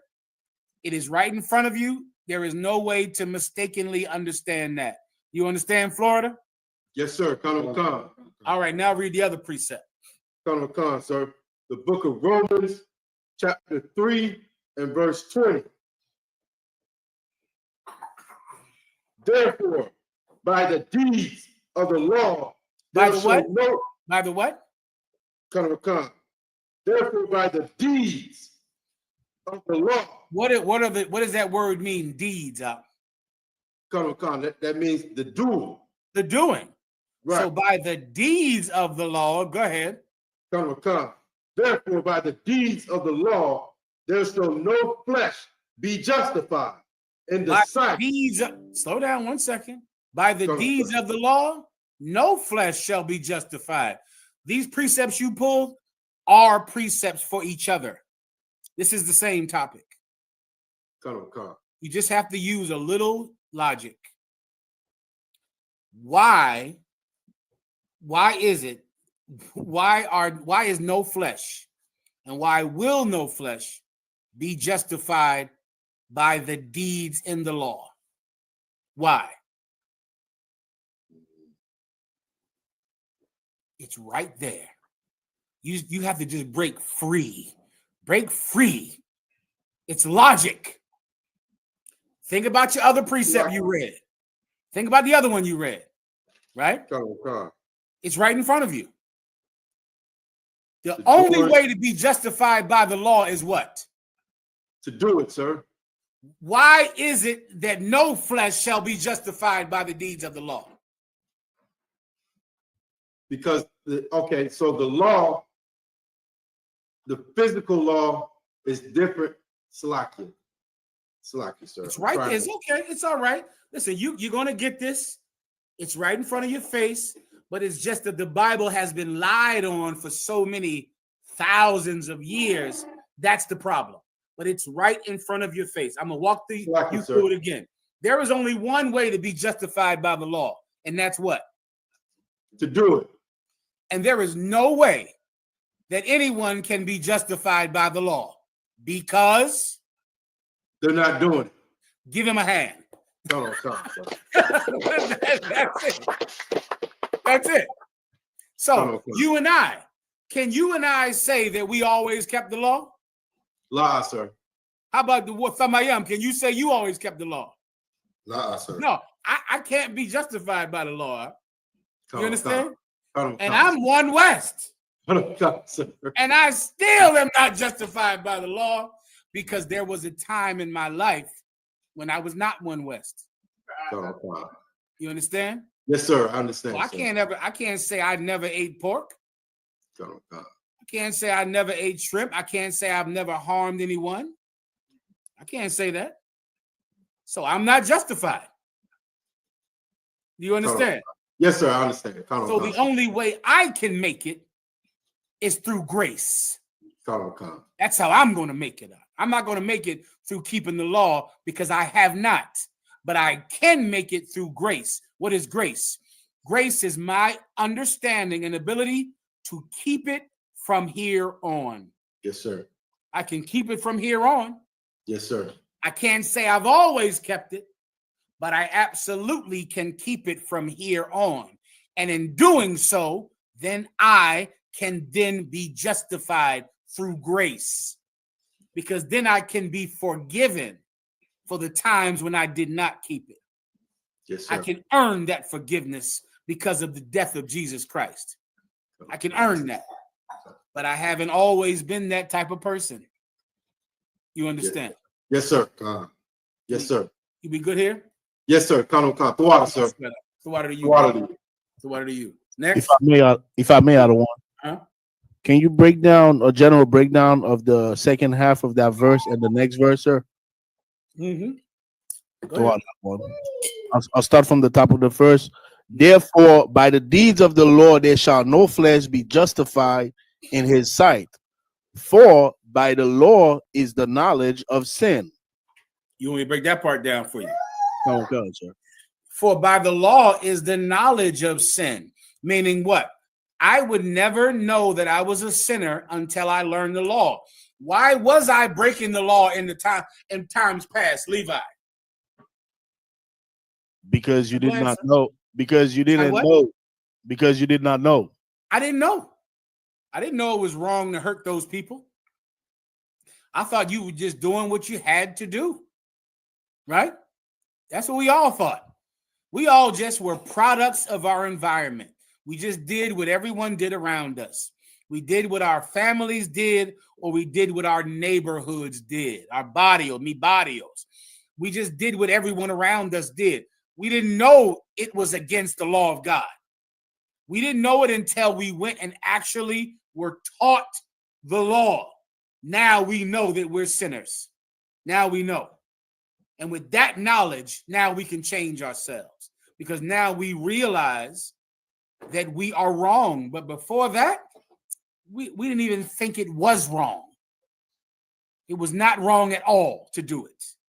Through knowledge of the law is sin, because now you know, wait a minute, God said, I remember the first time I came into the truth, I could not believe that the Christmas tree was in the Bible. I remember thinking, what? What am I reading? The Christmas tree is wrong. I couldn't believe it was in there. There's so many things I read up that I was doing that I couldn't even believe that it was wrong. Tattoos are wrong. Who in the hell knew that getting a tattoo was wrong? You didn't know. I damn sure didn't know that committing violence against a man was wrong. I thought that was absolutely justified. I thought that was just what you were supposed to do. I thought you had to do it. I thought it was wrong not to do violence to a man. Until I read the Bible, then I knew I was a sinner. You understand, Levi? Sir. Go ahead. Verse 21. But now the righteousness of God without the law is manifested. But now the righteousness of God without the law. What does it mean when it says without the law? Right there in Harlem, you are without the law, but you're still righteous. You're without the law, but you're still righteous. Who wants to explain? What does the law say must happen to someone who has a Christmas tree, who eats pork, who eats shrimp? What does the law say? What does the statute say? What does the law say? Who knows? They must be unalive, sir. It says they must be killed. Is anyone killing you over you celebrating Christmas when you were in the world? La. Is anyone killing you over you going to church when you were in the world? La. So why aren't you still going to church then?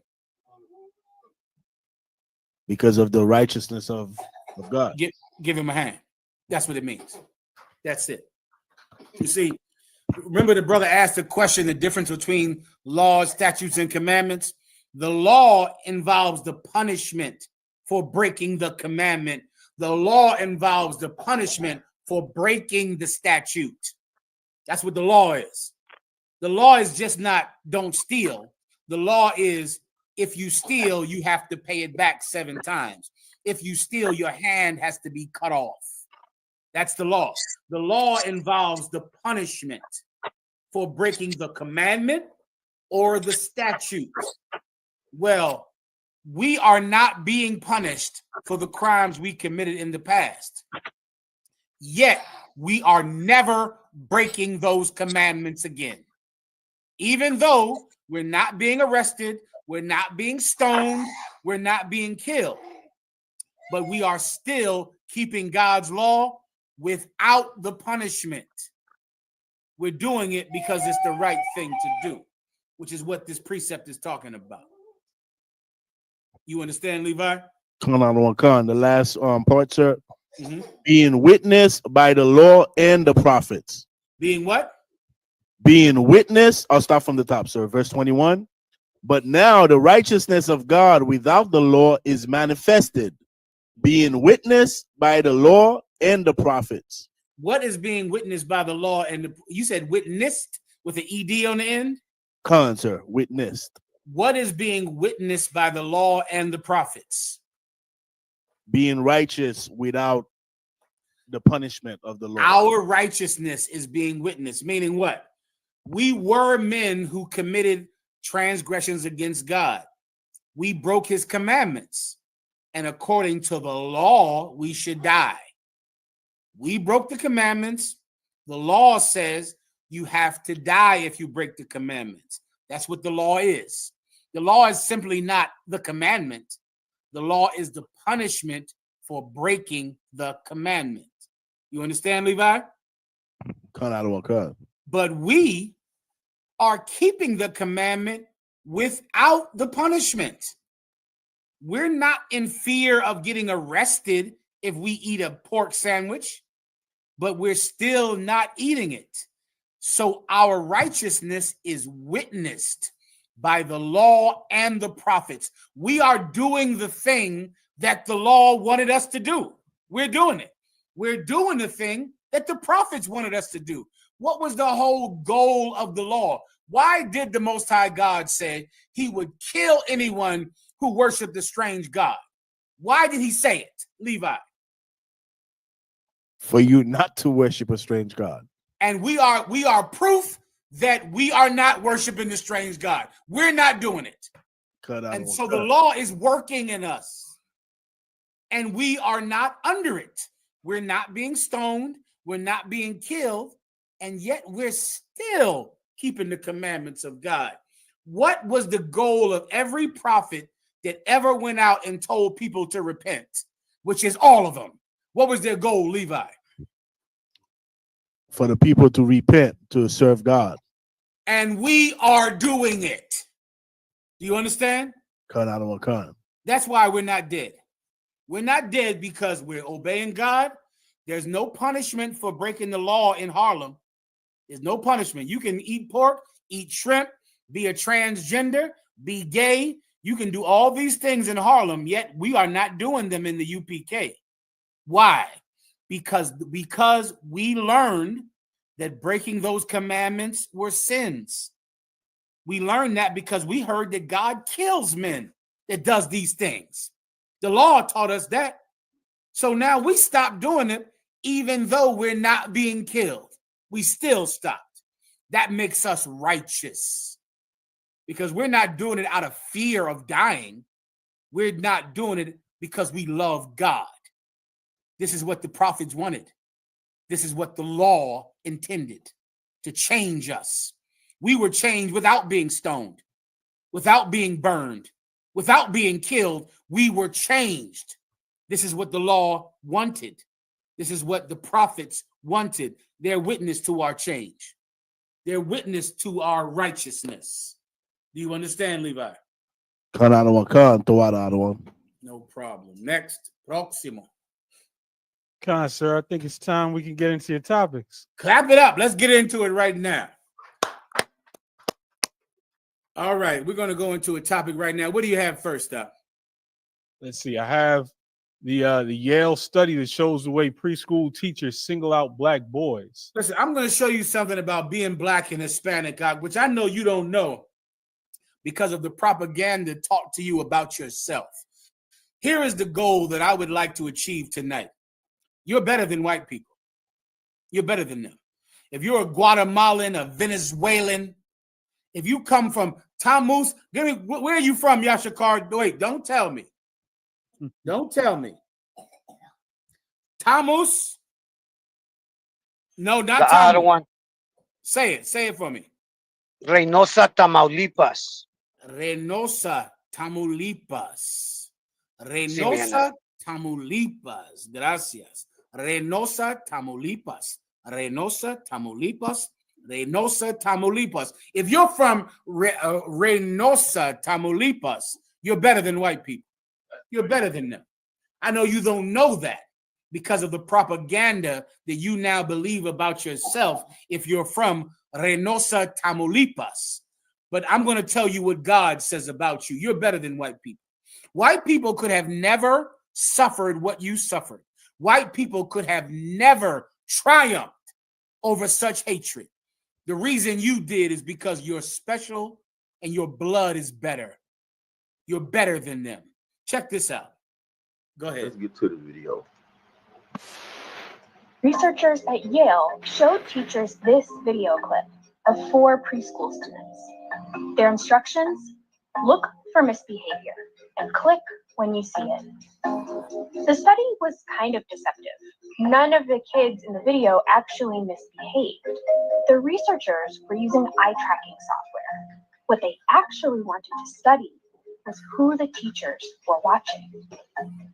Both Black and white teachers spent significantly more time watching the Black boy in the video. This study showed that even preschool teachers can treat kids differently based on their race without even realizing it. Stop.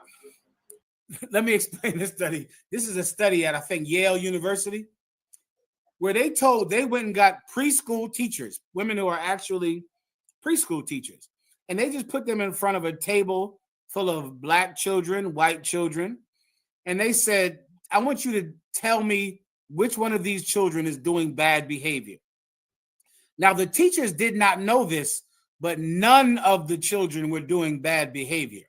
But the particular computer that they were using was a program that noticed eye stimulation.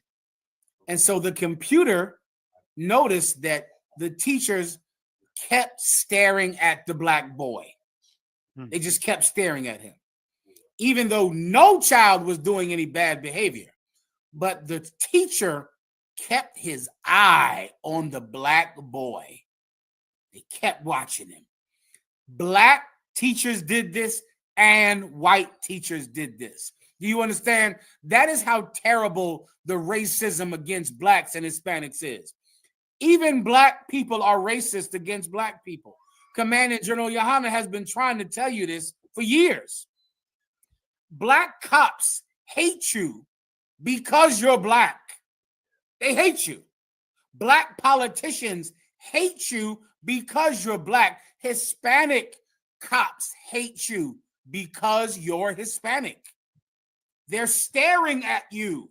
This is the reason for the prisons being so filled up with Black people and Hispanics. It's not because white people are not committing crimes. It's because white people are not being policed.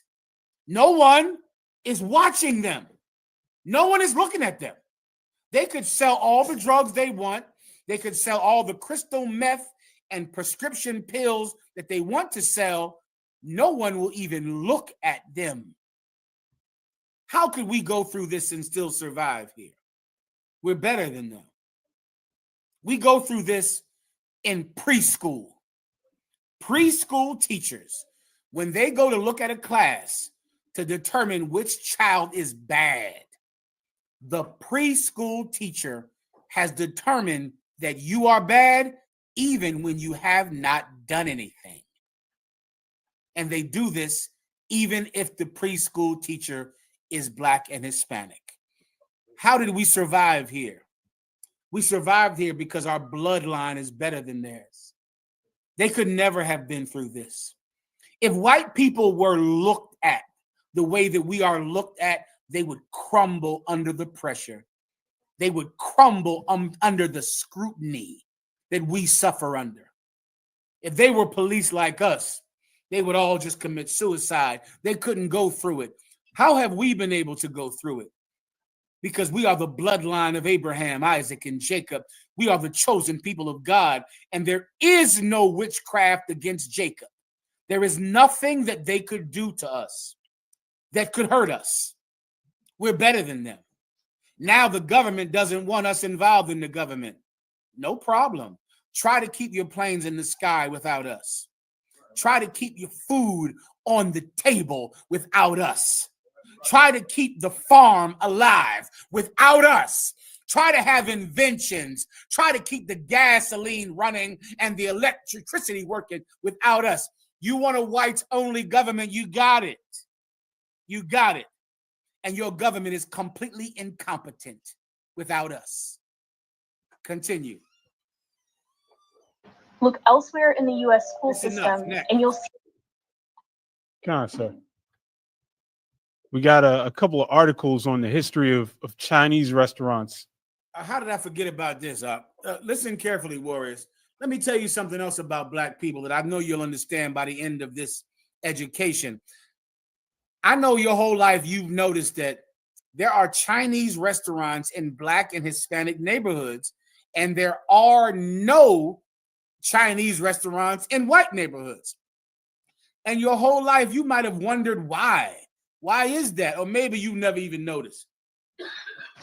I'm going to explain to you why there are so many Asian restaurants and nail salons in black neighborhoods and why there are none in white neighborhoods. And then I want you to tell me why. Keep going. So this first one is from the Cato Institute. Mm-hmm. It's called The War Against Chinese Restaurants. And this article goes into the history of how Chinese restaurants were run out of white neighborhoods. Please read. A century ago, Chinese restaurants were deemed a serious menace to society. A what? A serious menace to society. Let me tell you what happened. At the end of remember that you had subsequent wars in Asia. You had the Vietnamese War and you had the Korean War.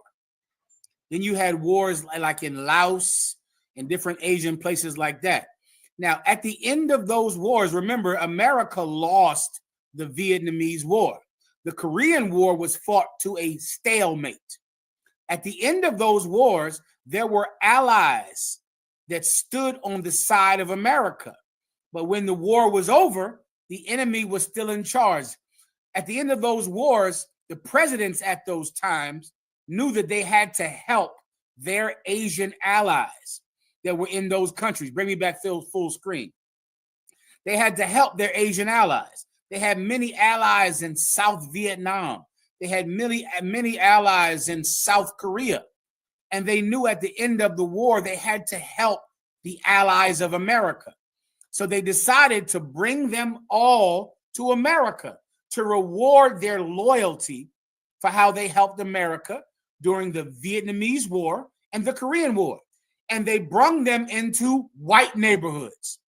Originally, Chinese restaurants were in white neighborhoods. Why? Because the people running these restaurants were doctors and lawyers and military geniuses who helped America in the Vietnamese War. These were not peasants. These were sophisticated, educated people in their countries, but now they're coming to America. And America wanted to help them. They wanted to give them a business so that they could be as successful as they were in Vietnam and in Korea. So they gave them their own restaurants. They gave it to them. And they gave it to them in white neighborhoods to reward them with a good life. But here's the problem. White people have no sense of hospitality.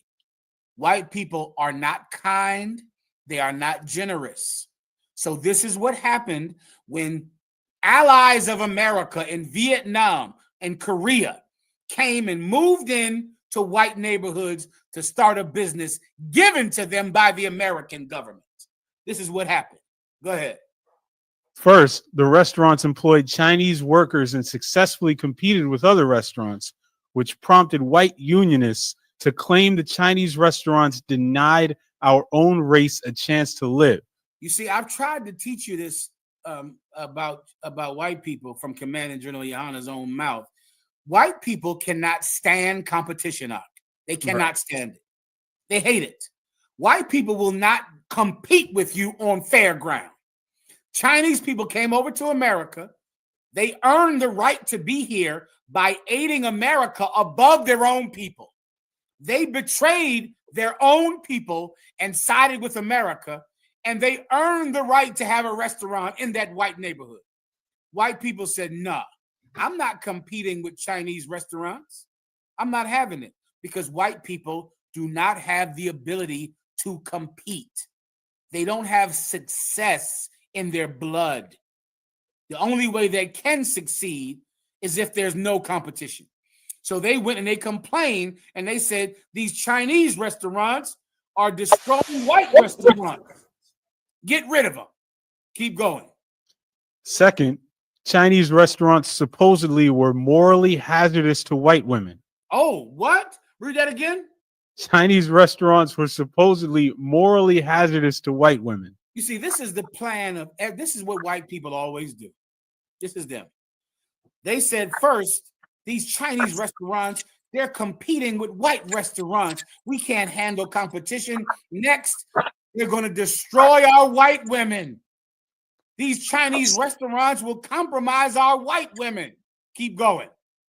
One observer noted that, quote, beer and noodles in Chinese joints have caused the downfall of countless American girls. This is a real, do you think I'm making this up? I'm not making this up. This was happening. They said our white women are eating these noodles and they're drinking sake and drinking beer and they're becoming sexual, they're becoming prostitutes. White women would be a prostitute if they read the Bible every day. There is nothing that could stop a white woman from being a slut. Nothing. But they blamed it on noodles and beer. This is actually in the news of the day. They said white women are eating those noodles and they're drinking that beer in them Chinese restaurants and they're becoming sluts and promiscuous. That's what they said. Keep going. Another quote from a newspaper, the Bridgeport Herald from Connecticut, reported, quote, many a young girl received her first lesson in sin in Chinese restaurants. That's what happened. These news stories went everywhere. Everywhere. Give me the violence that happened. Do you have it right there? Come on, sir. Go ahead. Give me split screen with the thing you're reading, if you can. Go ahead. Salaki, sir. Riots and boycotts. Early methods of eliminating Chinese competition included threats and violence. For example, Chinese restaurant owners in Selma, California were driven out by organized labor. Boycott was another important tool. Let me tell you something. Chinese people tried to have their restaurants in white neighborhoods, and they committed violence against them until they had to leave. They broke all their windows. They burned their restaurants down. They would boycott them. They would say, no white person is allowed to eat in this Chinese restaurant. They boycotted them. They broke their windows and burned down their restaurants. You wonder why Chinese restaurants are in Black and Hispanic neighborhoods. It's because white people are so cruel and so afraid of competition that they were not allowed to be in white neighborhoods. They weren't allowed to be in there because white people would kill them if they opened up these restaurants. They would spread lies about them, rumors about them.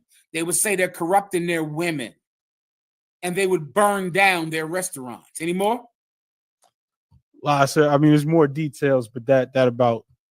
Now, so what did Chinese people do? Now give me what happened in the Black restaurant. So then when the whites only government at that time saw that, damn, I would like to reward these Chinese people with a good business. They helped us in Vietnam. They helped us in Korea. I'd like to give them a restaurant, but white people are never going to let them come into their neighborhood. Then, of course, the United States government Turn to the one people who are kind, the one people who are hospitable. Black people at the time in black neighborhoods were not allowed to get a loan to open up a black business in a black neighborhood. Hear me well. Black people were not given loans to open up businesses in their own neighborhoods. If you were Hispanic, you were not allowed to open up a Hispanic restaurant in a Hispanic neighborhood in Texas or in California. The bank would never give you a loan. Never. Never. Chinese people were given those loans the minute that they saw that they weren't allowed to stay in white neighborhoods because white people would kill them and burn down their restaurant. So then they did not ever allow black people to have their own restaurants.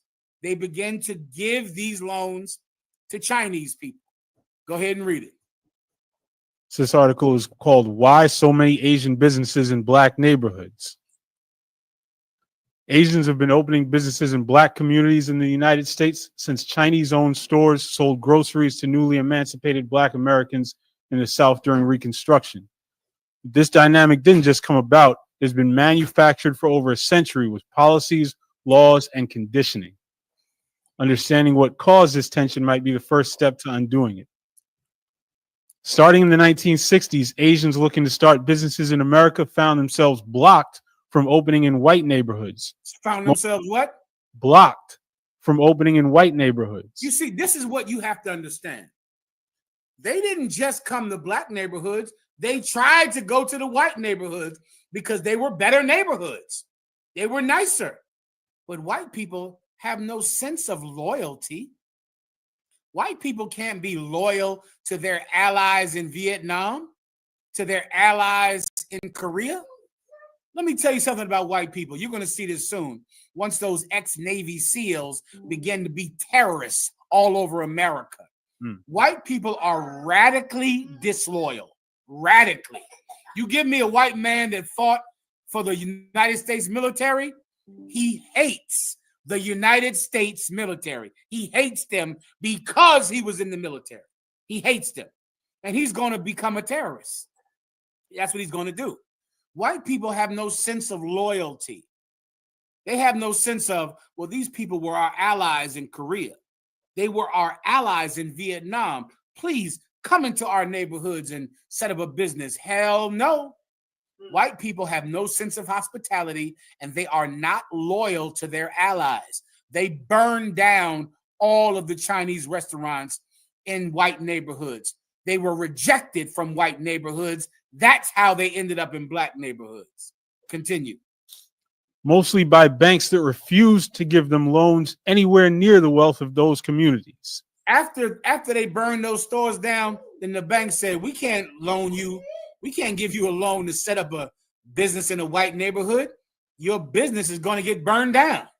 We're not giving you a loan to set up in a white neighborhood, but we will give you a loan to set up in a black neighborhood. That we will approve. Next, I'm going to ask you a good question. Keep going. Instead, banks offered loans for new businesses in black communities. Now, let me ask you a question, everyone. Why did the banks not give them loans in white neighborhoods when they did in the beginning? They stopped because white people burned their restaurants down, threw bricks to their windows. But the bank said, yeah, we will give you a loan to set up in a black neighborhood. Why did the bank do that? I need an answer. Now, remember, banks care about one thing and one thing only. Why did the bank approve loans to a black neighborhood? Milwaukee. Because Shalaki, I don't want because they wanted to run us out of Milwaukee. I mean the inner city. Let me help you out. That's not the reason, because black people already were not allowed to set up a business in black neighborhoods. Already. Black people could not get a loan to set up a restaurant in a black neighborhood. Hispanics could not get a loan to set up a restaurant in a Hispanic neighborhood? Why did they allow them to give? Why did they give loans to the Chinese people, to the Vietnamese and Koreans? All you have to understand is why they did not give them loans in white neighborhoods. That's all you need. I'll keep reading until you get it. Go ahead, Al. Colonel Khan, sir. Banks had deemed the neighborhoods high risk for loans as part of redlining, the discriminatory banking practice of classifying neighborhoods worthy of investment based on the racial makeup of the people who lived there. Banks said this is a black neighborhood, so black people cannot get loans there. Always remember this whenever any white man says that they made it in America off of their own intelligence or their own hard work. White people did not get anything from hard work, nothing. White people were given success and they squandered it. They were given a hand up in life and they squandered it on nothing. They were given everything. All the banks were on their side. And the government was on their side. The GI loan was on their side. Everything in America helped to support white people, and they did nothing with it but become the devil on the planet Earth. They did nothing with it. We were given nothing. We were given nothing. Our neighborhood was given to the Chinese. It was given to them and not given to us. When they tried to move into white neighborhoods, white people killed them. They allowed the Chinese to make restaurants in our neighborhood. Why? What does he say? Read that, please. Black Authentic Truth says, because we accept everyone, we would not fight back. Give him a hand. That's it. That's the reason. Why the Black Authentic Truth? Let me tell you something about your people, Black Authentic Truth. Your people are the true and authentic, hospitable people of the planet. Do you understand what blacks and Hispanics did in the 1960s? I don't think you get it. White people burned down these Chinese restaurants, threw bricks through their window. Have you ever heard that Chinese people will eat your pets, eat your cats, eat your dogs? That comes from white people. That's what they said when they tried to open up businesses in white neighborhoods. They said they're going to eat your pets. They're going to eat your dogs and eat your cats. They're going to get your women drunk on noodles and beer. They're going to do that. And then they would throw a brick through the windows. Black people were sitting in a neighborhood where they could not even open up a business. Yet when Chinese people came in there to open up a business, we opened our arms to them. We opened our hearts to them. We treated them with kindness and grace. We treated them like this is our neighborhood and you are welcomed. We should run the world because we're better than white people. We're better than them. We accepted the Koreans, even though we could not open up that business. We tried to get a loan to open up a business. The bank wouldn't give us a loan. This Chinese man went and he got the loan. And you know what we did? We shopped in his restaurant. We shopped in his grocery store. We did not burn it down. We did not throw a brick through the window. We accepted him. Shouldn't we be the ones that should sit in a position to reward allies? Shouldn't we be in charge? Because we have more grace than white people do. We have more kindness. Look at the North American Indian. Look at how he treated the white man, the pale face that came to his land and enslaved him and hung him and gave him diseases. He showed him where the buffaloes roam. He showed him where the water is. He showed him how to get through the winter time. Aren't we the kind people of the earth? Aren't we the people with hospitality and grace? Hospitalidad. Aren't we the people who are kind? Then why aren't we the people that rule? We should rule. We should be in charge. We're better than white people. We're better than them. And we're not better than them because, because somehow we've overcame racism. We're better than them because our bloodline is better. Our genealogy, our genetics are better than them. Our genealogy goes back to Abraham, Isaac, and Jacob. We are the sons of David, the sons of Jeremiah, Ezekiel. Samson was one of us. The great builders of the planet Earth were our people. We're better than white people. We treat people better than white people. Let me tell you something else about us. We're better pilots than white people are. We are. Give me the Tuskegee Airmen up. We're better pilots than white people. Those of you that don't know, there was a plane crash yesterday or today. Was it today? It was today. There was a plane crash where a United States Black Hawk helicopter in Ronald Reagan Airport collided with a commercial airliner. Commercial. This hasn't happened in 25 years, right? Somehow they took off at the same time at Ronald Reagan Airport and they crashed into each other. Everybody's dead. All 3 military pilots are dead, and all 65 people that were on that plane are dead.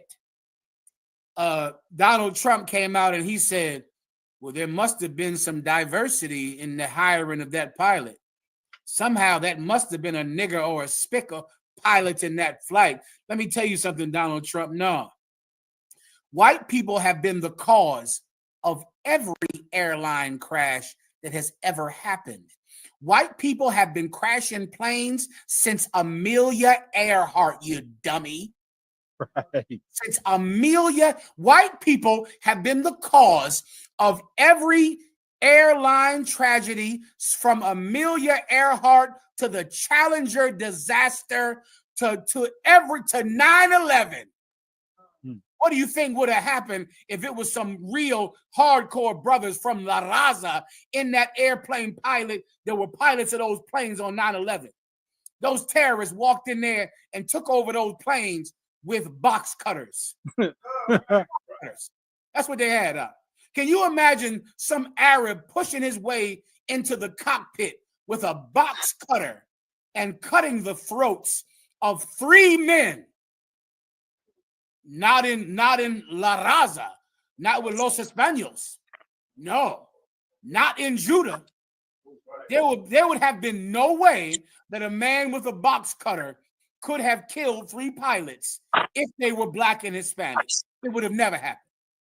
Never happened. White people have been the pilots on every airline disaster in history. Every last one of them. From Amelia Earhart until yesterday. All of them. Why? Because white airplane pilots are incompetent. They're not good pilots, are they? They're terrible at being pilots. They're terrible at being scientists. They're terrible at being doctors. They're terrible at being nurses. They're terrible at being inventors. They're terrible at being bank officers. They're terrible entrepreneurs. The only reason that white people win in anything is because they kill the competition before they can get started. That's it. That's all. White people burn down and kill their competitors, and that's why they win. But if they would compete with black people, compete with Hispanics, come on. They would never win, ever. Let me tell you about the Tuskegee Airmen. Pull them up on the screen. Let me give you their story. I think I sent someone this with not with Amelia Earhart, with Eleanor Roosevelt. Let me give you a brief story, you young brothers and sisters, to get something in your stupid heads. Listen carefully. There was a white woman named Amelia Earhart. I'm sorry, Eleanor Roosevelt. Eleanor Roosevelt was the first lady at this time. She was married to Theodore Roosevelt. Now, Theodore Roosevelt was president of the United States when World War II began. And at the beginning of World War II, the war was not going well for America and Great Britain and its allies. They were attempting to bomb Japan, to bomb Germany, but their bombers were getting shot out of the sky before they could ever drop their payload of bombs. They didn't know what to do. They were thinking about what to do. They didn't know what to do. Eleanor Roosevelt heard about this troop of black fighter pilots, and she heard that they were amazing in their training. I mean, you can imagine what the Tuskegee Airmen were doing with an airplane. The Tuskegee Airmen were in an airplane like LeBron James is on a basketball court, like Magic Johnson is on a basketball court, like Walter Payton is on a football field. They were doing amazing things with these airplanes, but they weren't allowed to fight. They weren't allowed to fight. Eleanor Roosevelt went to where they trained in, I believe, North Carolina. And she went and she watched them in the sky. And she said, could I fly with them? And the Secret Service at that time said, no, you cannot fly. They thought it was too dangerous. They called the president and they said, your wife wants to fly with the Tuskegee Airmen. He couldn't stop her. She got on the plane. And she flew in a plane with them. And she had someone film it. And they were in the sky with the first lady flying around. And it was amazing. The things that they could do that no white pilot could do. When they landed, she called her husband and she said, I think these black pilots are your answer to getting those bombers to their targets. This is Eleanor Roosevelt. You can find this video on YouTube. It's on YouTube. Finally, her husband said, damn. They put out a big press release. It got big in the media. And because it got so big in the media and America was ashamed that the Air Force was still segregated and that black pilots were not allowed to fly, that Roosevelt allowed the Tuskegee Airmen to escort bombers into the field. Before this day, I think they were losing 1 out of 3 bombers. The Tuskegee Airmen, for the entire time that they escorted bombers, never lost one. Do you understand me? They never lost 1 bomber. None. It was a phenomenon. No one could understand it. They flew better than white pilots. They were better than them. They went to the same schools as white pilots. They went to the same schools, but their reflexes, their eyes, the Lord was with them. God was on their side. And they never lost a single bomber, period. Oh my God, that's how they got famous. That's how they got famous. All of a sudden, people are looking at them like, what in the hell is going on? And the story began to be switched to, these pilots have overcome racism to become equal to any white pilot. Bullshit. Bullshit. The Tuskegee Airmen were not equal to any white pilot. They were better than every white pilot. They were better than them. Why were they better? Because God was with them. Give me split screen with Harlem. Harlem, I know you've never heard of these brothers before. There was some cats called the Harlem Hellfighters. Who has ever heard of them? Brother, give them a hand. That was these cats from Harlem. Every last one of them was from Harlem. And I believe it was World War I. And there's a specific cat. What was his name? Leroy Johnson. Look up this brother. He was a member of the 54th Regiment. I believe that they were definitely nicknamed the Harlem Hellfighters because all of the regiment was from Harlem and they were black. And at this time, the military was segregated. So if you were black, you had to dig ditches. You had to do manual work. What's his name right there? Henry Johnson. Henry Johnson. At this time, the military was segregated. So if you were black, you dug ditches, did manual labor. You didn't get into the fight. But many times, if they thought that everyone was going to get killed, than they would put a black regiment at the front of a battle because they believed that it was suicide. And that's what happened. The Harlem Hellfighters were told to keep this hill no matter what. The white military structure knew that it was impossible to keep this hill, but they needed a diversion. They needed just someone to waste time with the enemy so that white soldiers could get away and perform a more important mission. So they gave it to these Harlem Hellfighters, which were cats who just dug ditches, who didn't even have any training. But they said, listen, you hold this hill. Brother, the Harlem Hellfighters killed every German there. So much so that it was one cat left. This cat, what's his name again? Henry Johnson. Henry Johnson held this hill alone, by himself. You understand me? Alone. He shot up all of his bullets. His bullets were gone. Then he took the guns from the Germans he killed, and he used their guns to kill them. They kept coming.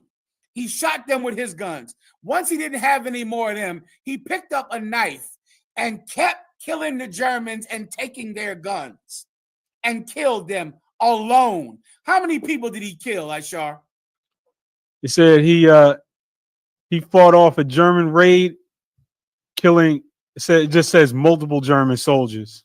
Keep going. The real report will come out later on down. He killed so many of these people, like it was insane. The Germans begin to have a myth about the Harlem Hellfighters. They begin to call them those black devils because they got so famous because these cats kept this hill up and would kill in a supernatural way. The Germans couldn't understand it. And they begin to just call them those black devils because they were better soldiers than white soldiers. They went through the same training. Salakia, they had less training than the white soldiers. They weren't. Come on. It says it could have been up to 36 soldiers. This one cat, one man, he kills 36 of them. They have rifles. He has a knife. He kills them. All throughout history, you'll find these stories. You'll find men like Pancho Villa and great men who just killed so many men fighting someone else's battle, fighting someone else's war. But the gift of God is with them. God's gift is with them. And now here today, here we are. Planes drop out the sky on Donald Trump's watch. The second it's over, Donald Trump blames black people. He blames Hispanics, even though there were white pilots in the seats of these airplanes. He still blames Hispanics. Would you say, Warrior? Salakia, sir, I have a precept. I wanted to know if this is a good one. Please. This is First Maccabees, the 4th chapter, right before Judas takes back the temple. Mm-hmm. Now, therefore, let us cry in the heaven, if peradventure the Most High will have mercy upon us, and remember the covenant of our fathers, and destroy this host before us this day, before our face this day. Yes, that's a precept. That's correct. If you want to defeat racism, you will never defeat racism with teaching equality. Give me the baby doll test. The only way to defeat racism is to let black people know the obvious historical truth. They are better than white people. Let Hispanics know that you are better than white people. You're better than them. There will be no food in America without Hispanics because white people could never work like you. They could never do it. If they tried to do it, they would die in those fields that your grandparents work in. They would die there. The true answer to white racism is to teach blacks and Hispanics that they're better than white people because it's true. It's historically true. It's true in your genes, in your genetics, it's true. This is the baby doll test where black children would pick a white baby doll whenever you said, which one is the good one? Which one is the nice one? Which one is the smart one? And black children would pick a black baby doll. When you ask which one is the criminal, which one is the bad baby, little black children pick the doll that look like themselves. I'm trying to teach you where this comes from. There is a racism taught to you about yourself that you believe. There's a racism taught to Hispanics. Why do you think so many Hispanics voted for Donald Trump? Because Donald Trump hates Hispanics, which makes some Hispanics like him and want to vote for him, because there are so many Hispanics that hate their own face, that hate themselves. And so they trust a white man that knows enough to hate them. They trust him. He's smart. He hates me just like I hate myself. If you want to reverse this, you're going to have to face a truth that you don't want to face. Blacks and Hispanics are better than white people. We're better than them. We always have been. You crash all the planes, white people. You're Amelia Earhart. You're the captain of the Challenger disaster. You're the pilots on 9/11 who gave up your airplane to a bunch of Arabs with box cutters. You're the reason that planes crash. You're the reason that there are disasters. You're the president that let COVID-19 come into America and kill everybody. You did that. You're the problem with the planet Earth. We haven't ruined this planet. You have. You destroyed the ozone layer. You poisoned the water. You destroyed the environment. You're the reason the turtles are dying and the bees are almost gone. You are the problem. Right. We haven't done it. If we ran this earth, even the birds would thank us. Even the flowers would grow better. Give me the book of Job. I'll ask the birds and they would tell thee. Even the grass would be healthier. If we ran the planet, every 7 years, we would rest the earth. We would let the earth rest. Even the earth would thank us for our good leadership, for our good governance. Look at what you're doing to the planet. You've been president 2 weeks. You got rid of every black and Hispanic, and you stopped the Tuskegee Airmen, a movie, from even being shown to future pilots. And now the planes fall out the sky. That's God's will. That's God that did that. I pray you understand. You're in a whites-only government. Let America have its whites-only government. A whites-only government is an incompetent government. It's a government with incompetence at the wheel. Give me the precept I asked for just now. Give me the one in Psalms I asked for earlier. Cross the lines, ready to rock. It's 9:40, sir. All right, cross the lines, ready to go, correct? They're not here in the room, sir. I'm not sure. Okay, let's go ahead. Let's wrap it. Give me the precept I asked for earlier. Psalm 68 and verse 11. Oh, Salaki, that's the wrong. Psalms 109 and verse 6. Set thou a wicked man over him. Read that again. Read one verse above it. Verse 5. And they have rewarded me evil for good. They have done what? Rewarded me evil for good. The Hispanics are the only reason that food is affordable in America. The Hispanics are the only reason that America has been able to survive through economic crisis, through disease, through turmoil with the weather. The Hispanics are the backbone of America, and they get no honor. They get no love. They get no kindness. They get no preferential treatment at all. Black people are the reason that America has won any wars at all. America would have just lost World War II without black people. America would have lost World War II without the Navajo wind talkers, the Navajo Indians who gave America the code that they used to fool the Germans and fool the Japanese.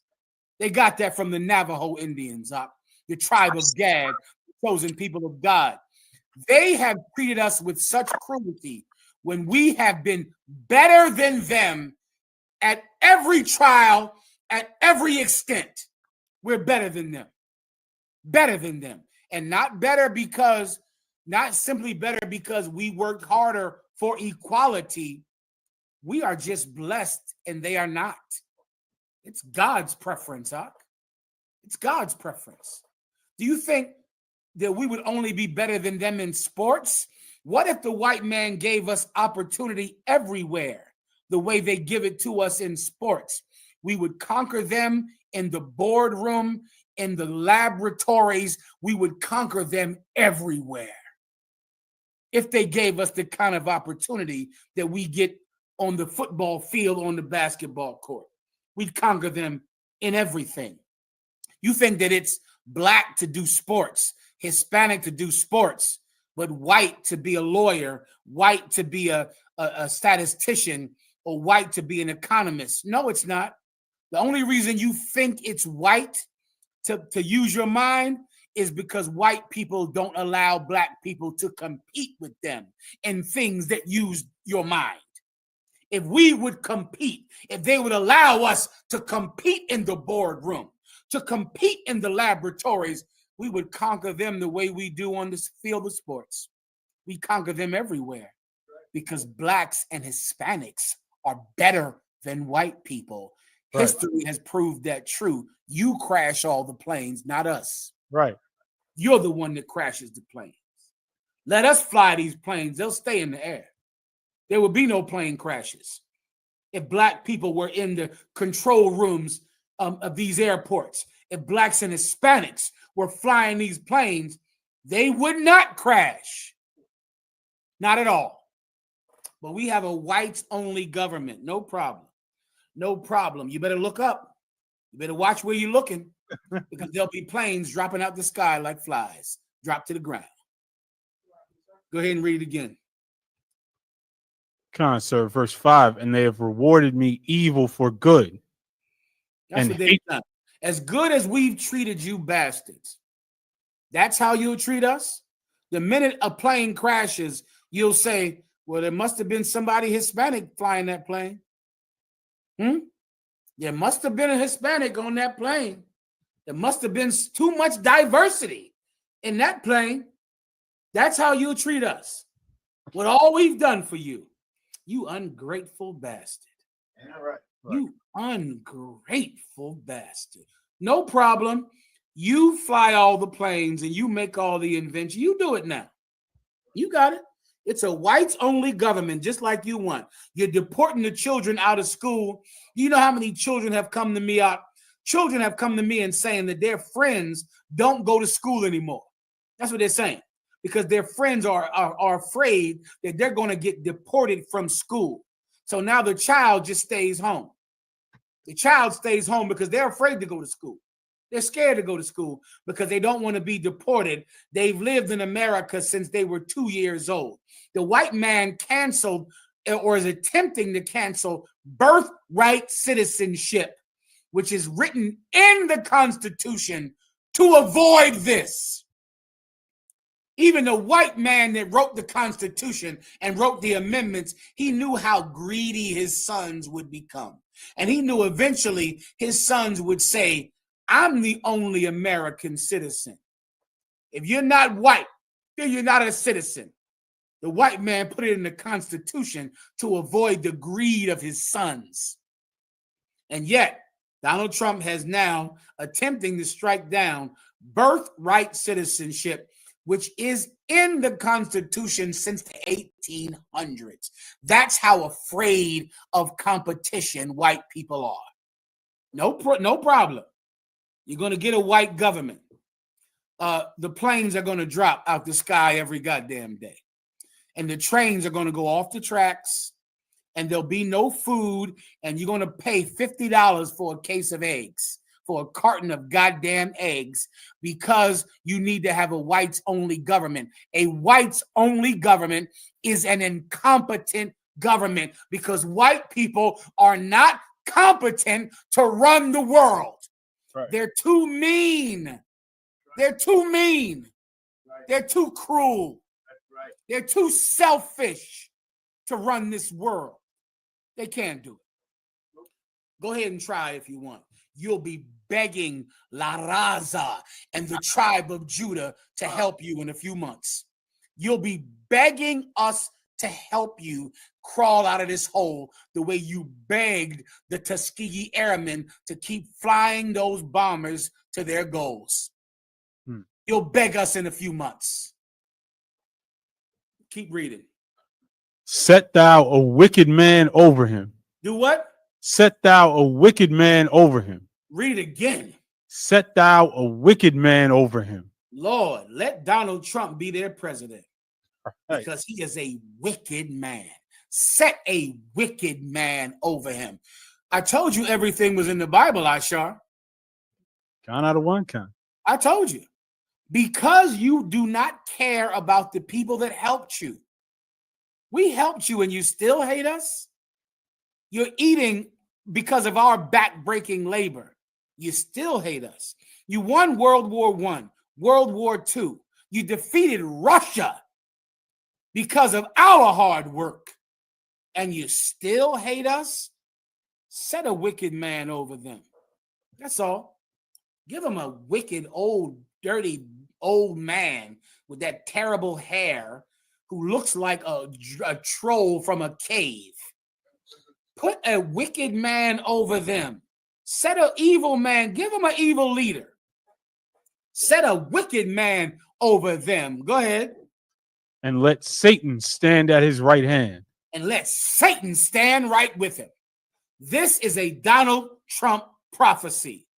The reason you received Donald Trump is because you did not honor or appreciate the hard work of Hispanics and Black people. That's why you have Donald Trump to be your president, because you didn't appreciate them. You should look at Hispanics and go, God damn, we need Hispanics. Thank you, La Raza. Thank you, Los Españoles. Thank you. Gracias.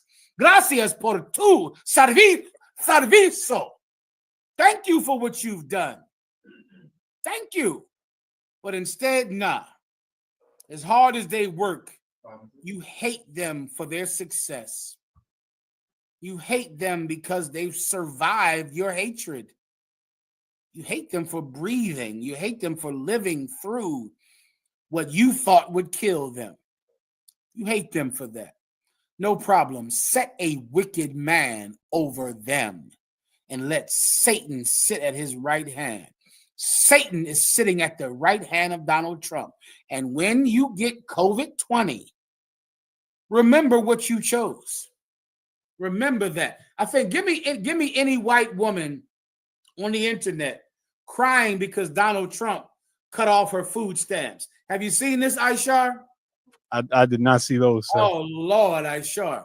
This is the last video. Give me a white woman crying because Donald Trump recently, they made a rule where they were cutting off food stamps and cutting off benefits to white people. And white people who voted for Donald Trump made videos saying, please don't do this. I thought you were only going to hurt Mexicans. I hate those spits. I hate those wetbacks, but you're cutting off my food stamps. It's all over the internet, all over the place. Donald Trump is going to hurt the people that loved him. He's going to hurt white people. He's going to hurt you because you're the ones that deserve it. Because you voted for him because he promised you he would hurt Mexicans. He promised you he would hurt Hispanics. And you voted for him to hurt another people. He's going to hurt you, white people. He's going to cut off your welfare. He's going to get rid of your health care. He's going to destroy you, and you're the ones that deserve it. Then you're going to beg him to add some diversity to the government. You're going to beg for that diversity then. You understand? All right. Anything else? If you can find it, no. If not, I'll do it another day. I think I found it. Go ahead.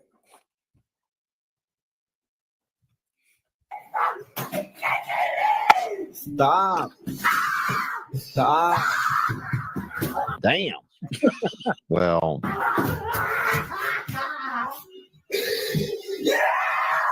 See, that's why I'm recording. Because the cuss ain't going acting like a straight up child, bro.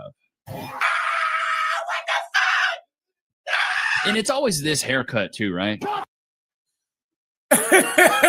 What is this, Ishar? The title is Woke Women Crying Because Donald Trump Won. No, this is the different thing. This is white people who got their welfare cut off, who voted for Donald Trump. That's a different thing. That's funny, but that's a different thing. You'll find them on your own time. All right, I gotta let Cross the Line come in here. And any last questions I can answer, or is that it? Salakia, sir. Go ahead. Salakia, I wanted to know if Obadiah was a good scripture for everything that's going on, specifically Obadiah 1 and what is it called? I think it's 6. Let me get it exactly. This is Obadiah. Salakia, this is verse 8, 1 and 8. Shall I not in that day, saith the Most High, even destroy the wise men out of Edom and understanding out of the mount of Esau? Excellent precept. That's a perfect precept for this. That's happening right now because they're not smart anymore. You know, they were perceived as being so intelligent because they knew how to oppress people and yet make people think they were not being oppressed. You understand? That was wisdom that they can't do anymore because now they need blacks and Hispanics to also lose their self-respect. And you can't do that without absolutely demanding that they hate themselves. That's what they're demanded to do. You understand? So we can use this to say, like, white people of the past, like the founding fathers, who basically said eventually slavery is going to end. I believe they said the last slave ships were in 1805 or something. And then so on and so forth. That just, how do I say it? But it laid the groundwork to have a more mental slavery instead of a physical one. That's why they wrote in the 14th Amendment. That was to make slaves citizens.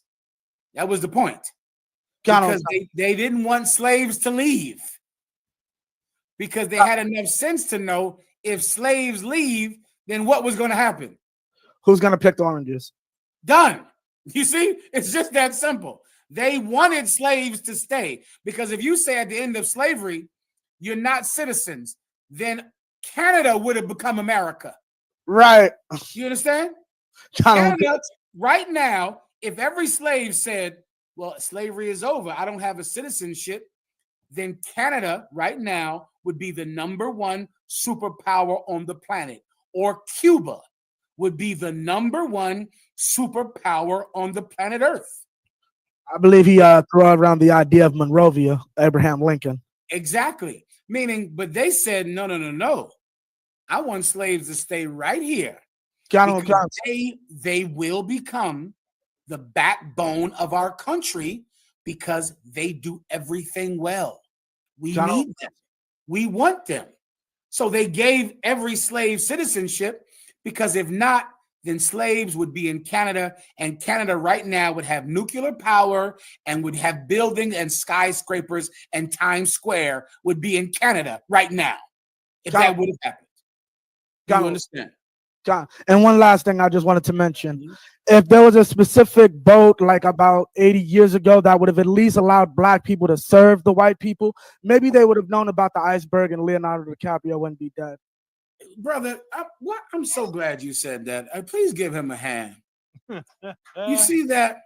Was there a black person or an Hispanic piloting the USS Titanic? We weren't even allowed to serve. No, we weren't even allowed to be captains or to pilot those ships. You see, white people, you sunk the Titanic. You did that. You're Amelia Earhart. You sunk the Hindenburg. You did that. You're the one that crashed the Challenger spacecraft. You did that. You're at the fault of every air disaster in history. Not us. Not us. If we were in charge, this world would be called one thing and one thing only, the kingdom of heaven. With that, carnales, esta es la verdad. Si tú eres hombre, hispano, negro o indio, tú eres Israel, el pueblo elegido de Dios. Tu madre y tu padre dicen que somos un culto y mantienen sin culpa, pero su iglesia es culpable de todo lo que nos están pasando. Orale. With that, pass the class over. Like it, sir. I'm sorry. It's like it, sir. We can go out on this note. The water. Some.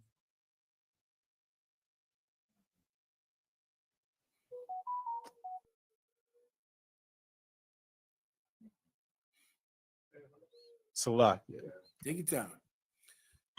I said, fucking tell me they're lying. I need somebody to fucking tell me they're lying right fucking now, because what the fuck do you mean that I'm not gonna get my fucking SNAP benefits? What the? You gotta make it. I can't hear it or see it. Oh, Salaki, so you couldn't hear it? I could not. I need somebody to fucking. It's as loud as it's allowing me to get it. Now, because what the fuck do you mean that I'm not gonna get my fucking SNAP benefits? What the? Yeah, that's a white woman who just found out that her god Donald Trump is cutting off her food stamps when she just really believed he would only hurt the Mexicans. White people, get ready. You have a whites only government right now. You'll come to regret that shortly. With that, let me thank Chicago. Give Chicago a hand, Doc. Let me give Milwaukee a hand. Let me give the bad man of Trinidad a hand. Who else? Dallas, Texas. Let me give Dallas, Texas a hand. Way up north. Let me give Mexico, ISUPK Mexico a hand. Gracias. Let me give who else do we have? Got Florida, sir. Martinique, ISUPK France. Right there, give him a hand. Am I missing someone? ISUPK Milwaukee. Who's up top? Who's up top? Right there. That's Florida, sir. Florida. Let me give Florida a hand. The water, gracias por tu servicio. We'll see you next week, Akim, all right? Be strong, Akim. Be champions for the word of God. Shalom. Clap it up for the class. Men of Israel, we're going to give one courtesy salute. Men of Israel, Majum, which means to stand. Men of Israel, Man Shabbat. Amajum, Barak. Yahbashim, Yahbashim, Barakatah. Yahbashim, Yahushai, Barakatham, to what Akim. Saw and turn to the sisters. Men of Israel, we're going to give one courtesy salute to the sisters. Men of Israel, Man Shabbat. Amajum, Barak. Yahbashim, Yahushai. Yasmatah, class dismissed.